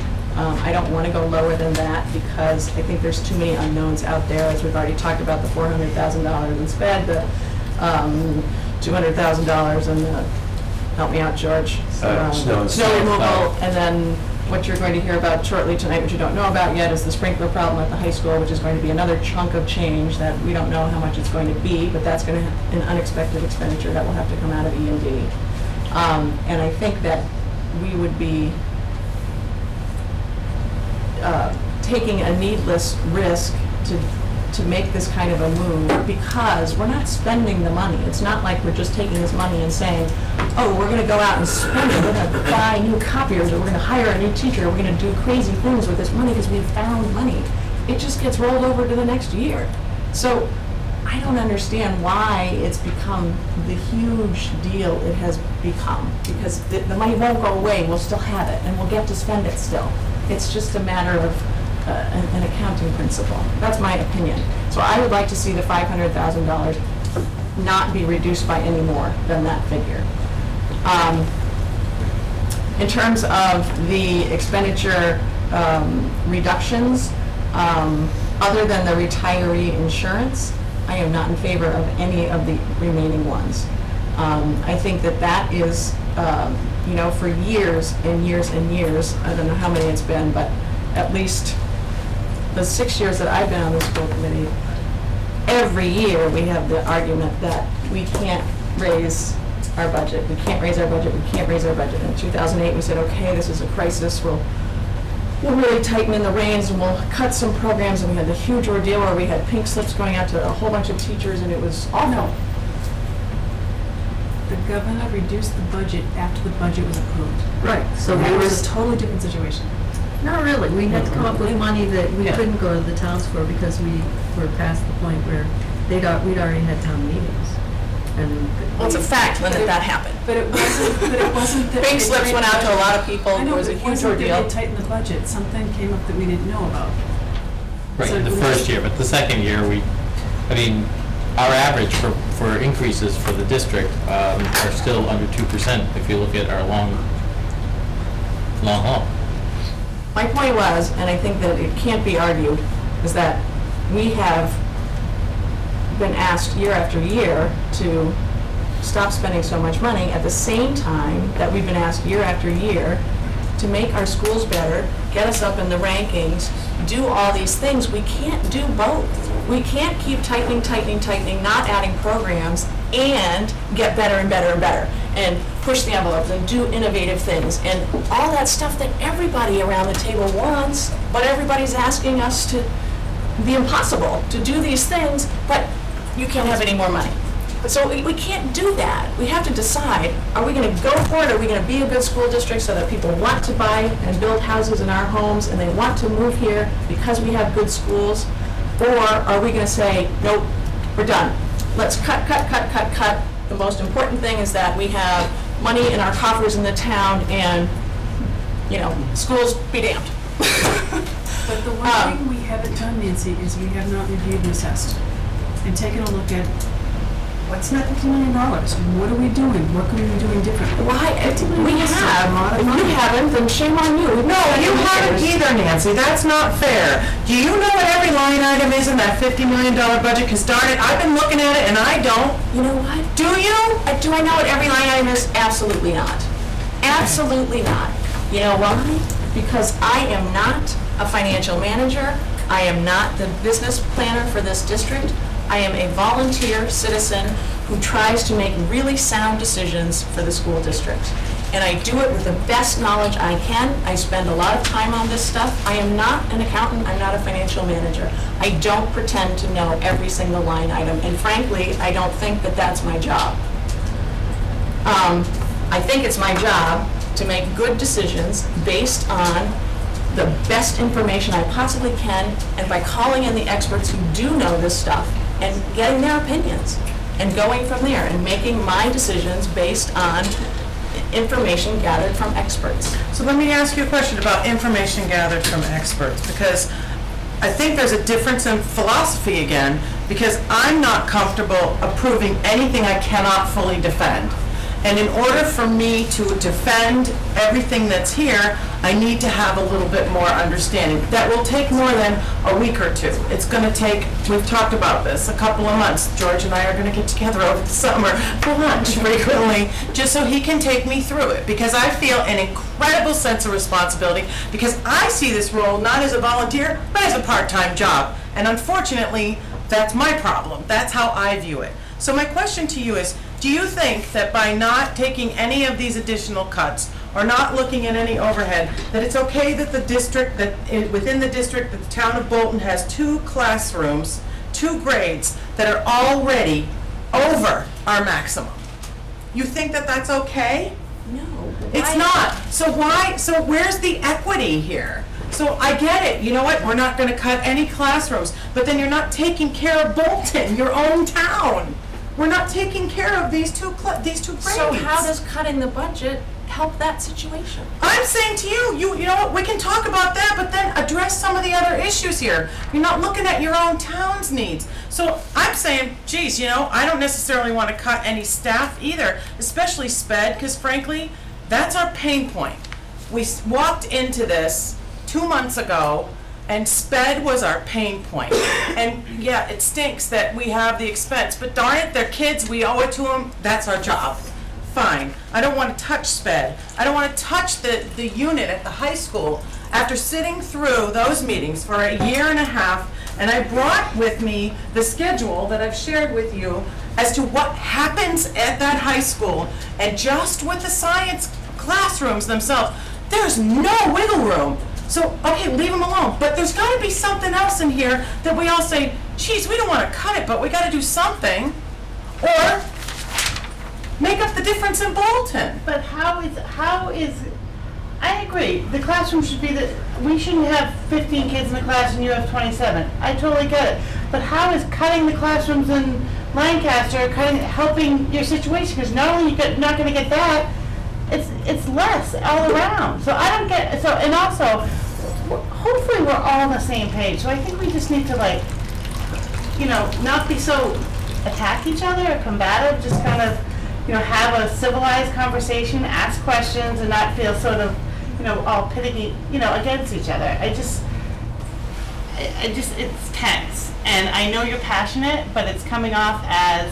You know what, Julie? It's been tense for 2 months, and when people get shut down, it's not right. And we don't have to do this but I'm just saying that I don't understand how cutting these things is helping that situation. No, it's just hurting us more. I'm saying that's great. I don't want to impact your classrooms, but I came here tonight before I saw this document this afternoon, knowing that there are an incredible number of people in Bolton who are really upset about the size of these classes.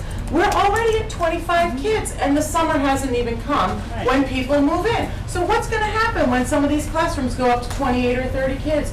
First of all, what are we doing to the teachers? So, Lorraine, back to your question. I can answer that. So at the middle school level, a number of years ago, we had come to the realization based on the program, and this was with conversations with the principals, the teachers, the magic number for adding a teacher at the middle school level is 108. Mm-hmm. So if we, and we have, I've done it while I've been here, that if we get to that point, we add a teacher. And I've come back in August and we've added a teacher before. So, we would do that. We would figure out how to do that. So how would we figure out how to do that if we're already so tight in the budget? Because by August, we've done all the hires, we scraped together that pool of money, and if there's enough to hire the teacher, I'm able to do that. I know a little more about the insurance use by then, I can scrape some money out of there. So when the enrollment changes, I am steadfastly and supportive of our guidelines, and we have added teachers or added instructional assistants when we need to.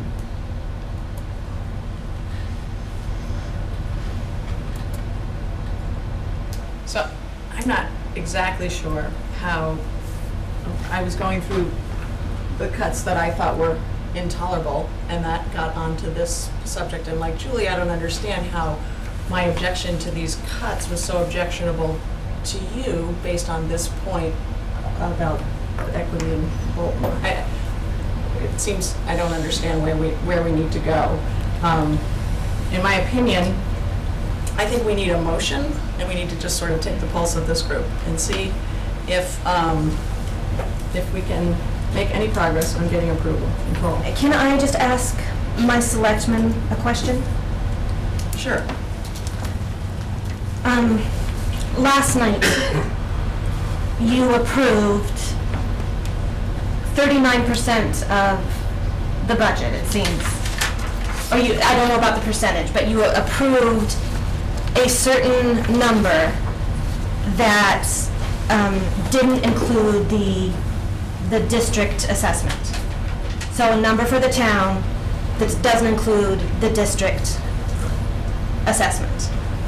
So, does that mean going forward that it doesn't really kind of matter what the district, the number that the district comes to you, because there's already been a percentage of the budget allocated, and the district only has this percentage of the budget that it can now access. Madam Chair, Yes. may I try to answer that? Yes, you may. Just wanted to be recognized. As long as you don't take too long, Brian. It's a complicated question. I'll do the best I can. No, that's not what it means. It means if we're waiting to see what the school committee does, we have a big gap in the budget, and the school committee's got to fill that number. It would then be up to the selectmen and our town meeting whether or not to approve that number. But you've already approved a number, correct?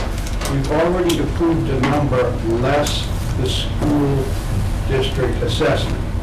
But when you present that to us, then the school, actually the selectmen, and not just Stowe, but in all the member towns, will then have to make a decision, do we accept this number?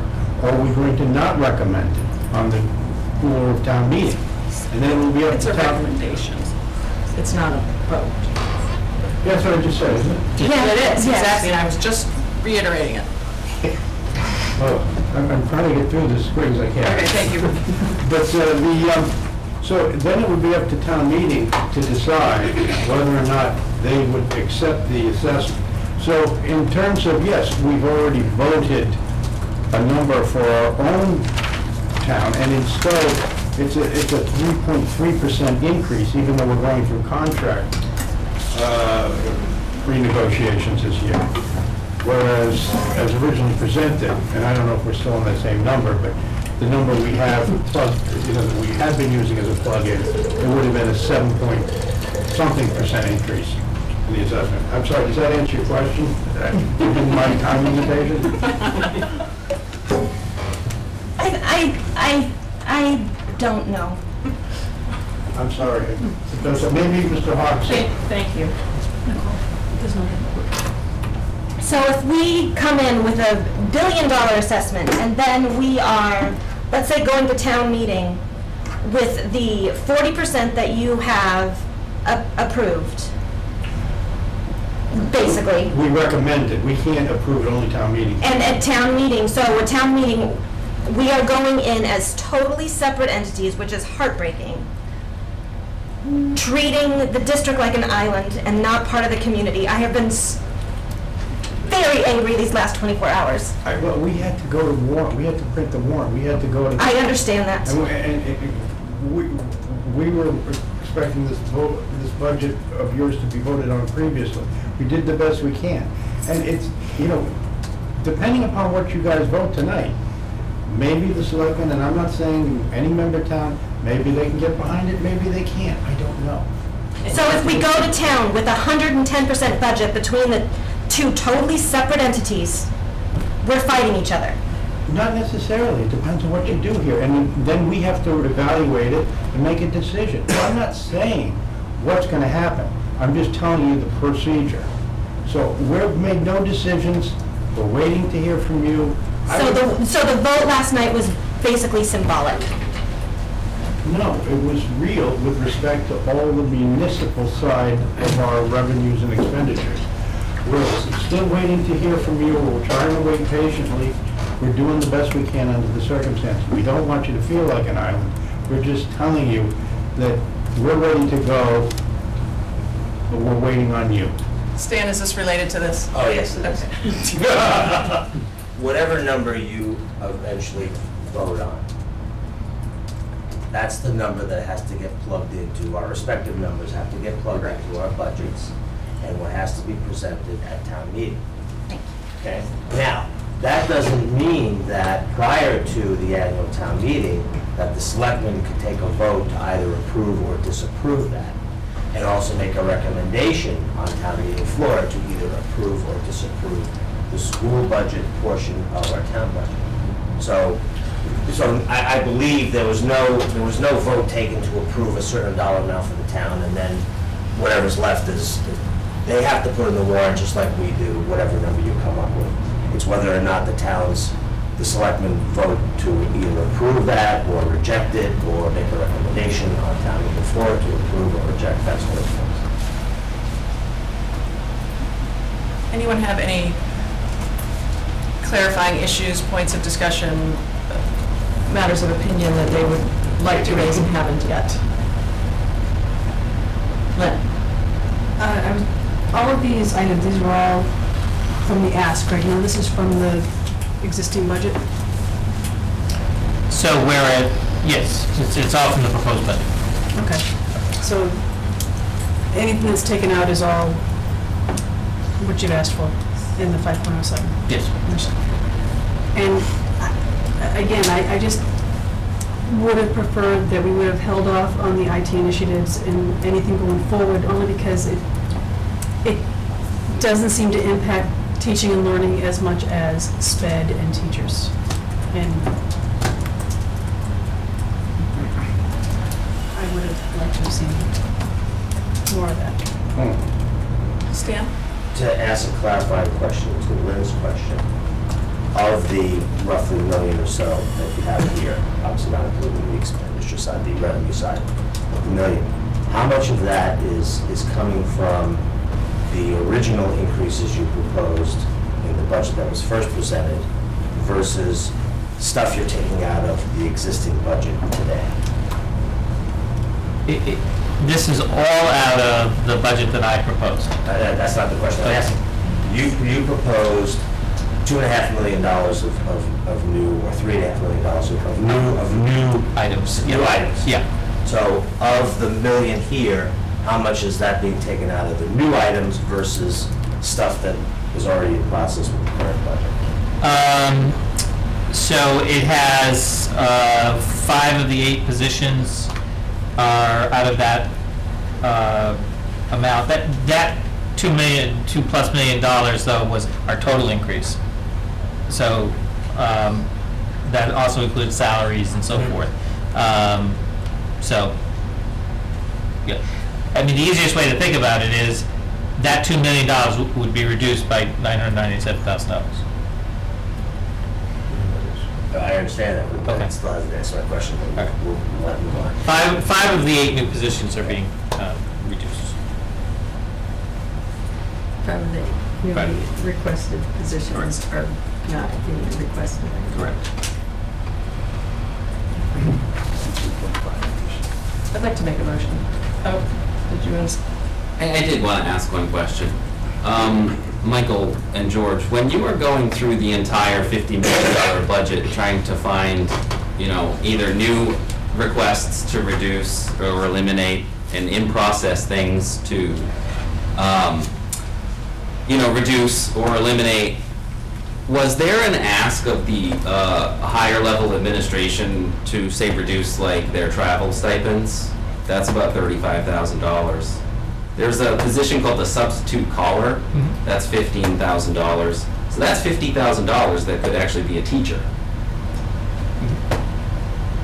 That's just a couple of items going through the budget that I called into question saying, Sure. Were these proposals that were put on the table? Sure. So anything that's already involved in a contract is not put on the table. Right, but So those individuals could make voluntary contributions. They could. We did not do that. Were they asked? They were not asked. Okay. Thank you. I'd like to make a motion. Nobody else wants to. I propose that we accept the budget as amended. Here's the amendment. I propose that we take the expenditures as defined by the 3/16/2015 as that set of reductions. And going down into the next set, we take the first line of the retiree insurance reduction by $50,000. And make that the total amount of cuts, so the $50,000 plus the $375,000 and change to the original, those would be the cuts to the original budget. So that would include all the things that are above that we don't see, all of the revenue expansions, including the $500,000 reduction in the E&D account. Which was the maximum proposal of how much Yes. E&D? Yes. So it's a net change of a little over $1 million Thank you. between expenditures and revenue. Would anyone like to second it?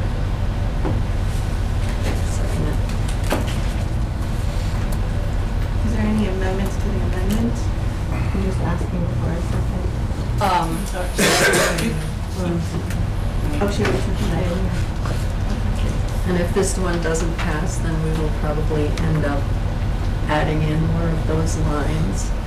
Or increasing E&D. Increasing Or E&D. not increasing, but talking. Yes. Any points of clarification or discussion? What's this leave us at? So the net change for the towns would be a $345,712 net reduction for Bolton, 320,000 net reduction for, these are estimates for Lancaster, and 405,598 net reduction for. Reduced from what? You got the exact The assessment. assessments. I have the exact. That would be the total assessment to the town? Okay, just, Okay. We can give you the exact assessment. Because we were, We'll give you the exact assessment right at the beginning of the estimate. So the exact assessment, the best I can tell, given me on my desktop here, making these adjustments, taking all the revenue and the reductions that Nancy proposed, Bolton's assessment would be 12.5 million and change, 423,000 increase of 3.39%.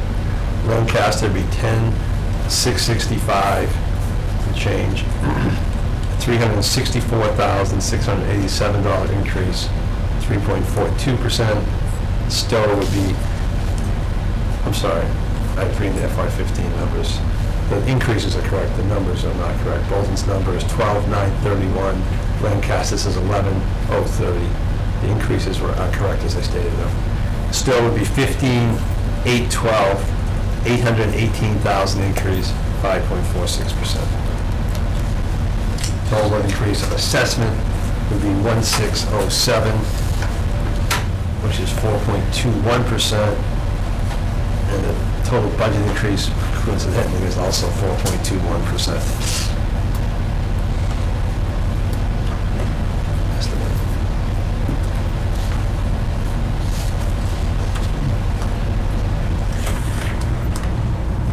I don't know, actually, we can take citizen comments now. We're in the middle of the, can we? We're in discussion, so you can say, if you want to. All right, go ahead, Mr. Lindsay.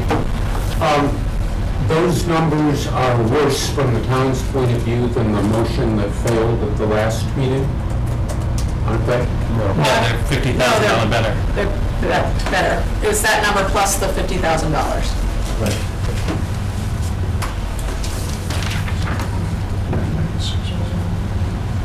Are we ready to vote? Everybody feel they understand it, was informed well enough? Just because so this is what was proposed, the top two sections was what was proposed the last meeting. Last And all we're deducting now is $50,000. More.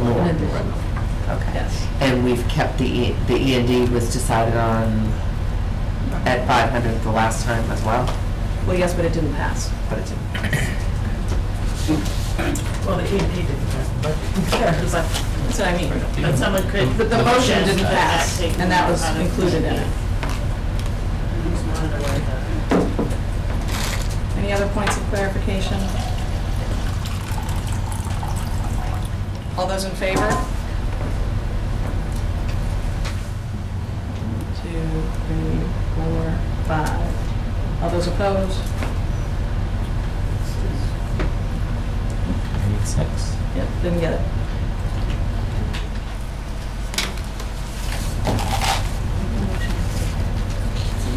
No, it didn't pass. 5 and 3. Anyone want to suggest something else?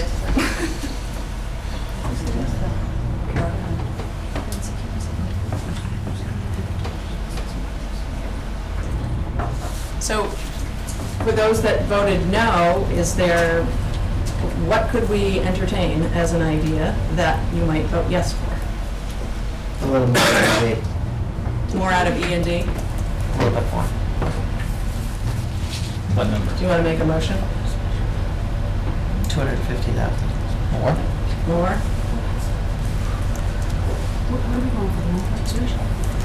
Which would bring us down to what? Essentially a million. $1 million. Just under $1 million. Probably. So what does that do for our numbers? What's that? What does that do for our numbers? What did you say, Chad, 250? Another 250. And that would be to decrease the assessments, not to add anything. Is that correct? Maybe we could look at that. Taking it more? Do we need the secretary? The existing facility secretary?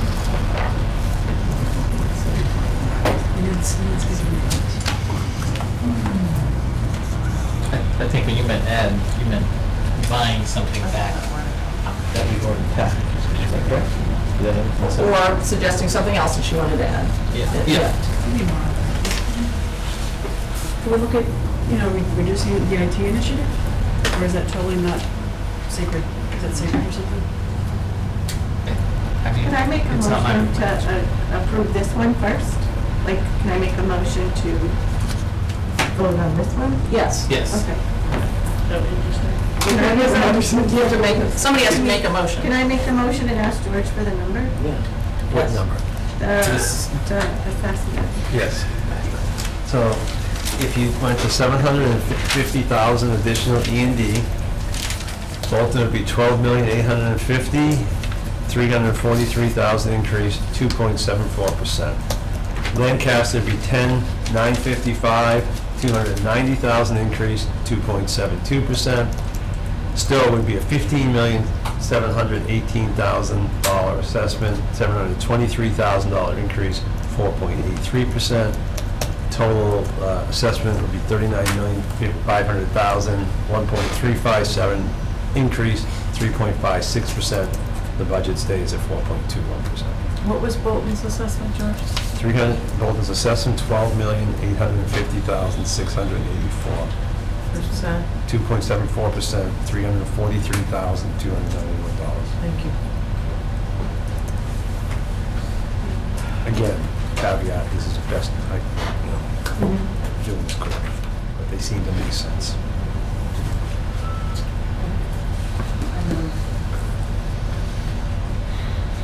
Anyone want to second it? I will. Any clarifying questions before we vote? And the total budget increase, 4.21. 0.21? Well, that's right, because we didn't add.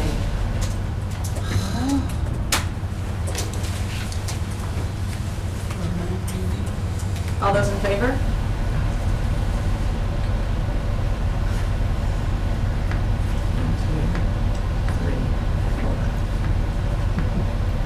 All those opposed?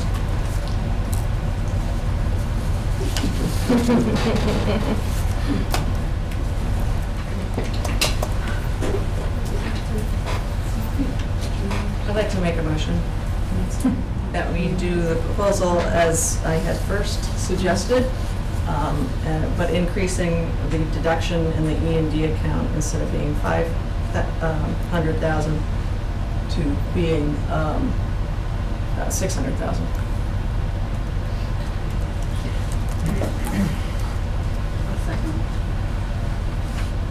Any questions? All those in favor? Did you want the percentage? I know what the percentage is, it's 4.21%. Because we're not, we still haven't touched the 50 million. Because the E&D, that's right. That's, That's right. which is why I'm not voting. So wait, we interrupted in the middle of the vote. All those in favor? 5, 6. We got it. You have a budget. All those Congratulations. opposed?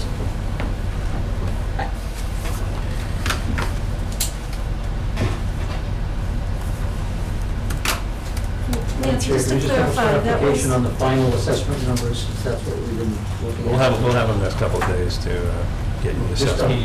just a, Oh, the estimate? Oh, Estimate. sorry.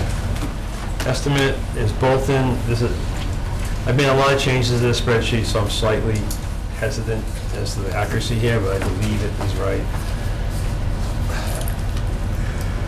Let me just check it for a second. Nancy, just to clarify, your motion is tier 1 and tier 2, first line of tier 3, but the E&D will be 600,000. Correct. Reduced by 600,000. Okay. All right, we will clarify these and assess as required by law or course, and that will be the actual assessment. But Bolton is $12,899,089, a $391,696 increase, 3.13%. Lancaster is $11,440,000, $334,817 increase, 3.14%. Stowe is $15,774,863, a $780,729 increase, 5.21%. Total is $39,674,392, a 1.507242 increase of 3.95%.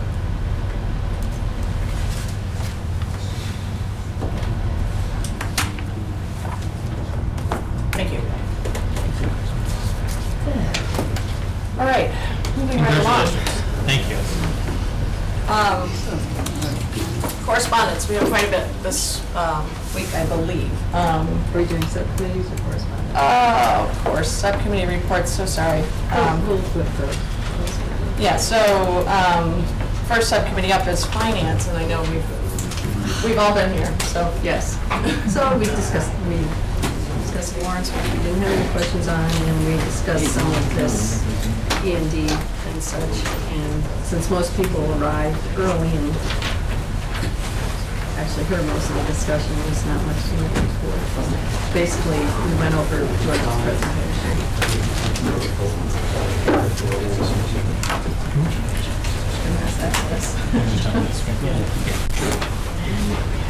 Okay, next is the personnel subcommittee. We all met the other day and continued our efforts on compiling the superintendent's evaluation tool, a background document, an informative piece, evidence piece, as well as the actual survey tool that we're using as his evaluation tool. So that's in the works. We don't have it ready for you yet, but we're working on it. Policy report, I mean. Kara's actually the chair. Kara, sorry. We met with quite a few people and discussed life-threatening allergy policy. So we're going to be in the process of trying to put one together there, separate from the health and wellness policy that we have now. So it's work in progress. Okay.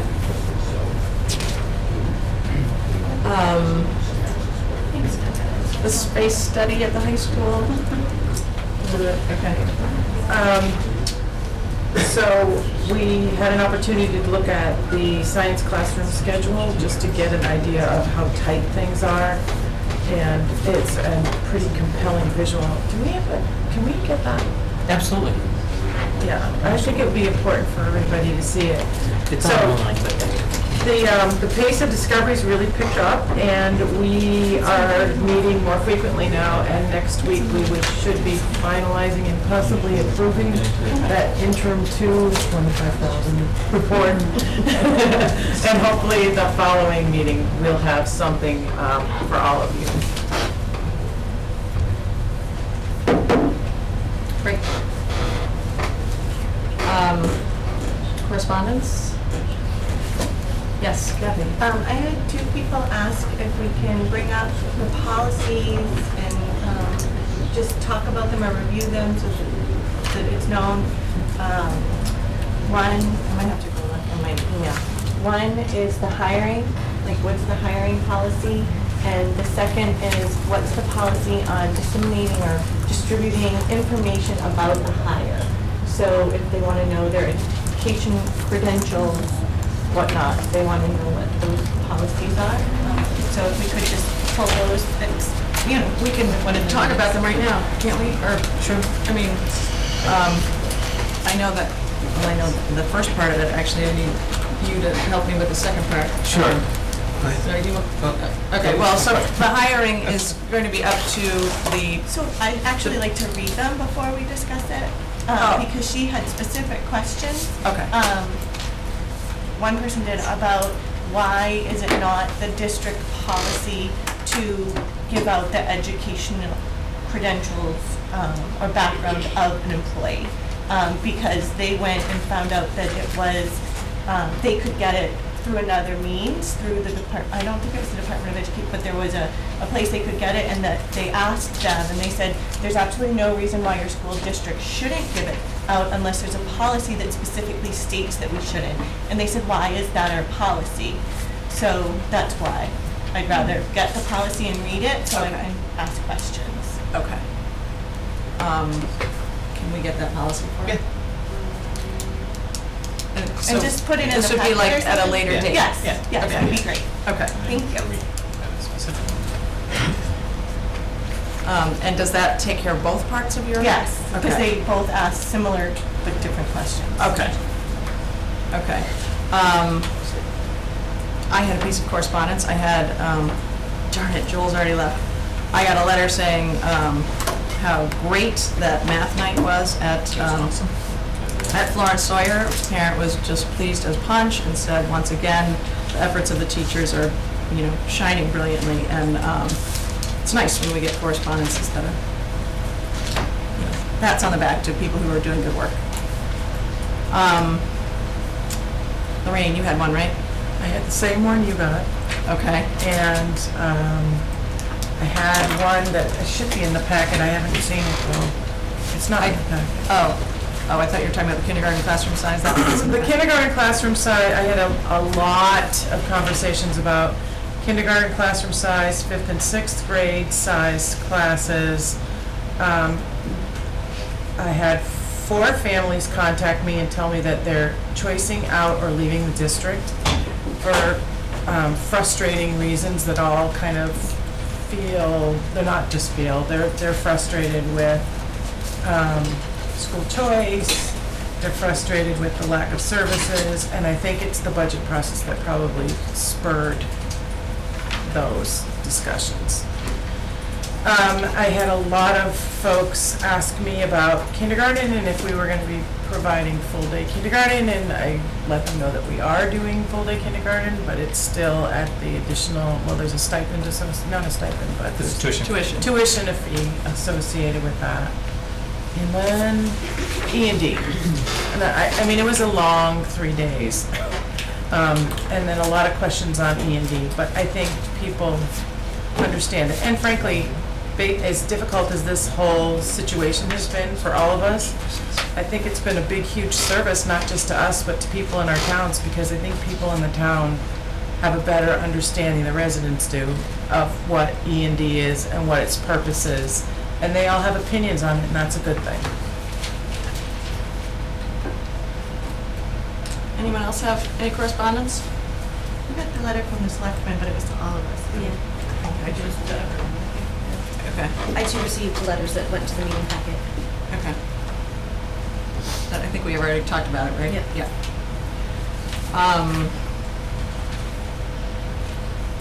Okay, superintendent's report. Yes. So I'm excited to say our two of our championship teams have been invited to the April 28th Red Sox game. They was chosen randomly. So our baseball, our hockey and our wrestling team is being invited to participate in the opening ceremony for the April 28th game. I believe it's going. I haven't got the specifics, so I won't let out anything more. But it'll be a nice night to recognize our students, athletes. The math night was fabulous. It was just great to have over 150 kids come out to have To do math to do at math night. at It's night, awesome. and about 60 parents too. So that was it was just great. It corresponded with and I didn't put it on here, but the concert last night I didn't get to it, but it was just it's always a great night to have the choral concert, and saw some pictures today. It was wonderful. We do have, it was mentioned a little bit earlier, we've been working on a sprinkler issue at our high school during a routine inspection. We did have a cap off of one of our sprinkler heads. The safety inspector noticed that the protrusion from the ceiling was not enough to have the water actually flow down. It would have flowed, that particular one would have flowed into the ceiling, essentially. So we have hired a consultant to begin to take a look at that. Hopefully we'll be signing that contract, and they'll be getting in there probably during April break when there are no kids there, so that we can get an understanding of how to the extent of the problem. This is not a new problem. We believe it was done during the installation and the construction, during the renovation project. We haven't done anything to the sprinkler system, so it's been from existence. We don't really have any recourse. After 6 years, we can't go up against our contractor.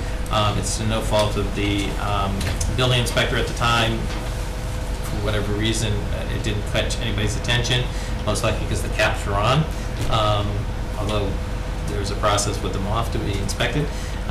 So this is something we will be having to fix hopefully over the summer. It won't be that, hopefully it won't be that intrusive. So I'm very glad that the money was restored to the facilities budget. So as soon as we have an estimate, I'll have that for you. I just don't have any information for you today. I hope that we will know. Culture and global learning. Did you want to add anything to that? No, maybe did. So we're moving forward with our social studies curriculum review. I've been in contact with a group called called Primary Source out of Watertown, Mass. That works a lot with social studies, civics, education. They were a big part of the American History Grant, which we were a part of a number of years ago, which we had a number of teachers take part in. I don't know, Kevin, did you take part in that as well? I did. You did. And I talked to Thea today. She just spoke raved about it. So I'm hoping that this group can work with us to give us some grounding interests, information around model curriculum. And then we'll be, this is part of our curriculum review cycle, so it's just the starting process, and so we'll be going forward with that. I have a foundation meeting on Friday that I'll be attending in Boston. They've been having tough times getting them scheduled, especially in Boston. I put in here just a note to you that maybe a future meeting for us, we'll be talking about the conversation around vocational education. And it's something that I've had some conversations with, and some emails with town administrators about, because it's really a town issue. But one of the things we've been talking about certainly is our ability to be a comprehensive high school to all kids. And we know from both factual data and anecdotal data that we have a number of students who simply don't choose vocational education because of the distance. Minuteman is a fine, an award-winning high school, but I think it's something that we should take a look at and explore. If there are other options for our kids, let's take a look and see what they are, because I certainly want kids who want a vocational education to get it. It is a burden to the towns, actually, on the educational side if they go out of district, because it's an additional cost. And oftentimes they don't know about it, we don't know about it until far out of the budget process. And so that's, it is problematic. So I will bring something more formal with you with some data, and probably Jody Speck and Dr. Graham from our high school, just to kind of talk a little bit about that. And then I think it's something Tri-Town would be an appropriate place for it to be discussed maybe later in this spring. But certainly there's a bit of a window here because there is a regional agreement vote that's 10 towns have approved it, 1 has disapproved it, and 5 have passed it over at this point. And of those 6 towns that haven't approved it, 5 have it on their annual town meeting warrant. Wayland declined to put it on their annual town meeting warrant. So unless they put it on a special town meeting for the fall, I don't know if they're even going to have one. We could go to next spring before we know if we've got approval from all 16 towns or not. And I believe that the decision to not be part of a particular vocational high school is a vote of the board of selectmen? It is actually, it is a town meeting vote. A town meeting vote. It requires a 2/3 vote at town meeting to withdraw. Okay. And then it requires approval of, under the current agreement, it requires unanimous approval from the remaining 15 member communities. If the new agreement were passed, then withdrawal only requires a simple majority, so it would be 9 of the 16 member communities. So it's much easier to get out of the district if the new agreement is ratified. And oddly enough, the towns that seem to be objecting to the new agreement are the ones who want to get out. No, that is odd. So all those 5 towns want to get out? Not necessarily, but several of them do. Or have said they would like to pursue the option, not necessarily get out. Dover being one, they send 1 or 2 students a year. Wayland is another one. It's unfortunate for us, isn't it? I mean, too many are trying to get out. Well, I'm sorry, but the total impact, and not every town such as Weston, who says they want to withdraw from the district, want to send their kids elsewhere. They want to send them as non-district students. So if you look at the net total students of the 6 towns, if you assumed all 6 towns, it's around 70 total students, but the fact is not that the number would be far less than 70. I see. Kathy? It really surprises me that there could be a contract in place that makes everyone have to vote on that unanimously. It's a regional agreement. Just as the Neshoba Regional School District has a regional agreement, Minuteman has a regional agreement as well. It was drafted in a very onerous language that we'd all like to change now. Right. Portions of it defy comprehension, which is why we're trying to get a new The Minutemen will be making a presentation on Thursday night in Stowe, I believe, at the Hill School. So if you had questions along those lines, you're more than welcome to. It's about planned construction for the new Minuteman vote, but if you had questions along these lines, I'm sure you'd get them answered. Sorry. Who is the intended audience for that? Anyone can go. If you're from Lancaster, Bolton, tell them I sent you. Actually, that's what I was doing. That's what I was doing at 7 o'clock. I was doing the Bolton presentation over at the Houghton building, and I had really poor attendance because you guys took my audience. Oh, so sorry. We could have shared. And just lastly, in your packet is the final ABC collaborative agreement. It's been finally voted on by the Department of Elementary and Secondary Education. And so we officially have Grafton as our newest voting member. And so that's good news. That's my superintendent report. Great, thank you. Yes, Nicole. Isn't the sprinkler issue more urgent? Doesn't it seem like it has an urgency to it rather than let's fix it in the summer?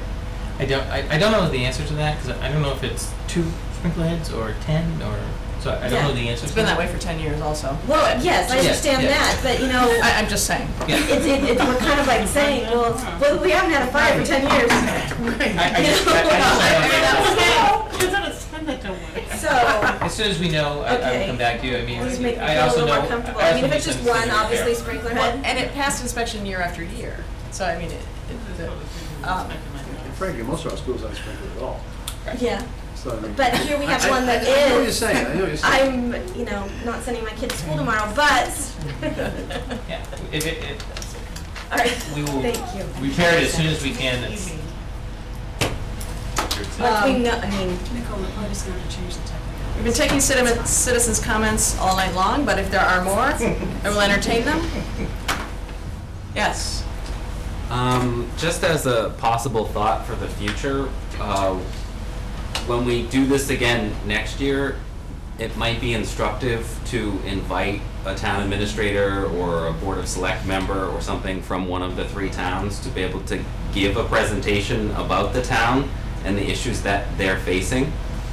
We endeavor to invite school committee members to board of select meetings, finance committee meetings, and we did so this year to try to understand the decisions that you were making as you crafted your budget. Instead of perhaps getting the presentation of the towns from the assistant superintendent for finance, maybe right from the horse's mouth. Okay, thank you. Brian? Following up on that, when I was on the school committee a long time ago, there was a practice instituted of having the assistant superintendent, finance director, meet with the town administrators on a regular basis, or fairly regular. Is that still, that protocol still in place, or is it? Other than tri-town and individual conversations, not as a troika. It might be something, if I'm not misremembering, it might be worth going back to. Maybe not every 90 days, but just periodically. Thank you. Okay, consent agenda. If there are no objections, we'll consider the warrants from March 27th, 2015, and the minutes from March 16th, 2015 approved. Okay, great. Items to be considered for next agenda. This isn't really an item for next agenda, but I just want everybody to know that Kathy wrote a thank you note to our NEAS coordinators. I'm going to send it to them on behalf of the school committee. Thank you, Kathy, for doing that. And anybody have any things for the agenda? Yes. As we talked about at the personnel meeting, that maybe cutting, it was Julie's fabulous idea to have a separate meeting where we would go over the goals and accomplishments of the superintendent, so we can start the superintendent evaluation process. And having that as a separate meeting, I thought was a really great idea because we're going to talk a lot. Separate meeting for policy or for As a group. As a group. So just us? Set a separate meeting and have it just directly focused on the superintendent evaluation and the goals and how they tie together, because you know that's going to be a very So will it just be us? Or No, it'll be us and whoever wants to come, but It has setting to a be an separate open time meeting. so that we don't have that big, long discussion while trying to get through regular business as well. Gotcha. That was So it would my be like a intent. workshop meeting? Sort of, yeah. Still open to public. Right, Yeah. right. I mean, sort of like our workshop at high school with all the roundtable discussions. Was a workshop meeting. Hey, one question, just for historical, when you get it, in light of all our budget discussions and state stuff, going back to the 2009 Chapter 70 cuts that we faced after we'd done our budget. Do you have could you dig up any historical data on what we were getting at that point versus what we've gotten in subsequent years? For what? For Chapter 70. Oh, sure. Yeah, it's been pretty even, it's gone up a little bit. They've essentially given us $20 or $25 per year per student. And what was it before the 2009 cut? I guess is my Well, question. it was variable, but it was more formulaic, but they weren't much bigger increases. Yeah, the 2000, I don't think there was a huge cut for us because we were getting so low. This wasn't, the growth, didn't continue to go. Let me tell you.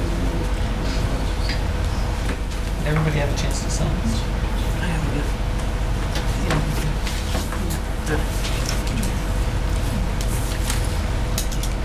Anything else? Yes, Lynn. In talking to some people, there have been some services and committees, or what do we call committees, that we've had through the years that have disbanded, and one of them had to do with talent and gifted. where they would assess, where the kids were, and there was a committee that did it. And I'm wondering, how many of those committees have we had over the years, and how many of them was disbanded, and why? I mean, I'd like to know what services. Of teachers, you mean, or? I don't know who made the committee up, I don't know if it was volunteers. It was teachers. But it was a committee that took care of gifted and talented, and they had ideas, and they pursued them, and I'm imagining there are more than just that one. And that, I'd like to know what we've had for committees over the years, and were they effective? Did we, why did they disband? So I'd like a list of like all the committees like that, over the past 10 years. Is that something we could pull together? Yeah, I think so. Because if we can bring them back, if they were working, I would like to start looking into something like that. And then I still want to review and assess what we have, and see how they operate, and see if maybe we could do something different, because maybe over the years we're a little stale. I don't know. But let's Review take a and look at assess what? everything. Let's review and assess again, like SPED, how that operates and how we're looking at it, because there are changes. Somebody sent me an email that said that they're trying to pass a law that says that we have to assess dyslexics at the end of second grade. Yeah, it was going through. It was just some little law thing. I don't know where it stands, but I said, oh, that's going to hurt us. But I don't know what that entails. But again, that would fall under SPED somehow, I guess. But there's a lot of things happening. We're seeing a lot more of different types of things, such as anxiety and ADHD. Those are picking up. So are we dealing with it properly? Or how are we dealing with it? Or maybe we can get it. I mean, I don't know. But I think we need to review and assess it. The psychology stuff. It's all the different departments. If we can just take a look, because if we ever really looked at to see how they operate, to see if maybe, we can operate a little bit differently. So, these are agenda items, correct? Yes. So one is an historical review of committees, Yes. and what's your other one? And the other one is I want to start, maybe get a list of all of the departments, and maybe start looking at them one by one and see how they operate, and see if we can maybe brainstorm on how to make them, I don't know what, but. Just getting an overview of how each Yeah. And department. maybe we can Have them read a come little more present. into them. Yeah. Yeah. I don't want to answer for you. No, that's fine. I'm not being real clear right now, but I think that we need to do something, because, it's obvious that we need to take a look at where we're at, and maybe we can operate a little more efficiently, maybe we can save some money, maybe we can go after some grants, just by taking a look at what we have and assess it. So. Not that I want more work, but. Any other, If we we're can do on, something. at 6,605,000 in chapter 7, which went down after that, and we're not getting quite back to that now. So we're not there. We're And that was 6,500. 2000. That 509 budget, so we're gonna put together, that was the last budget, that's when the cuts happened, it was in the 2000, we were voted in the spring of 2008.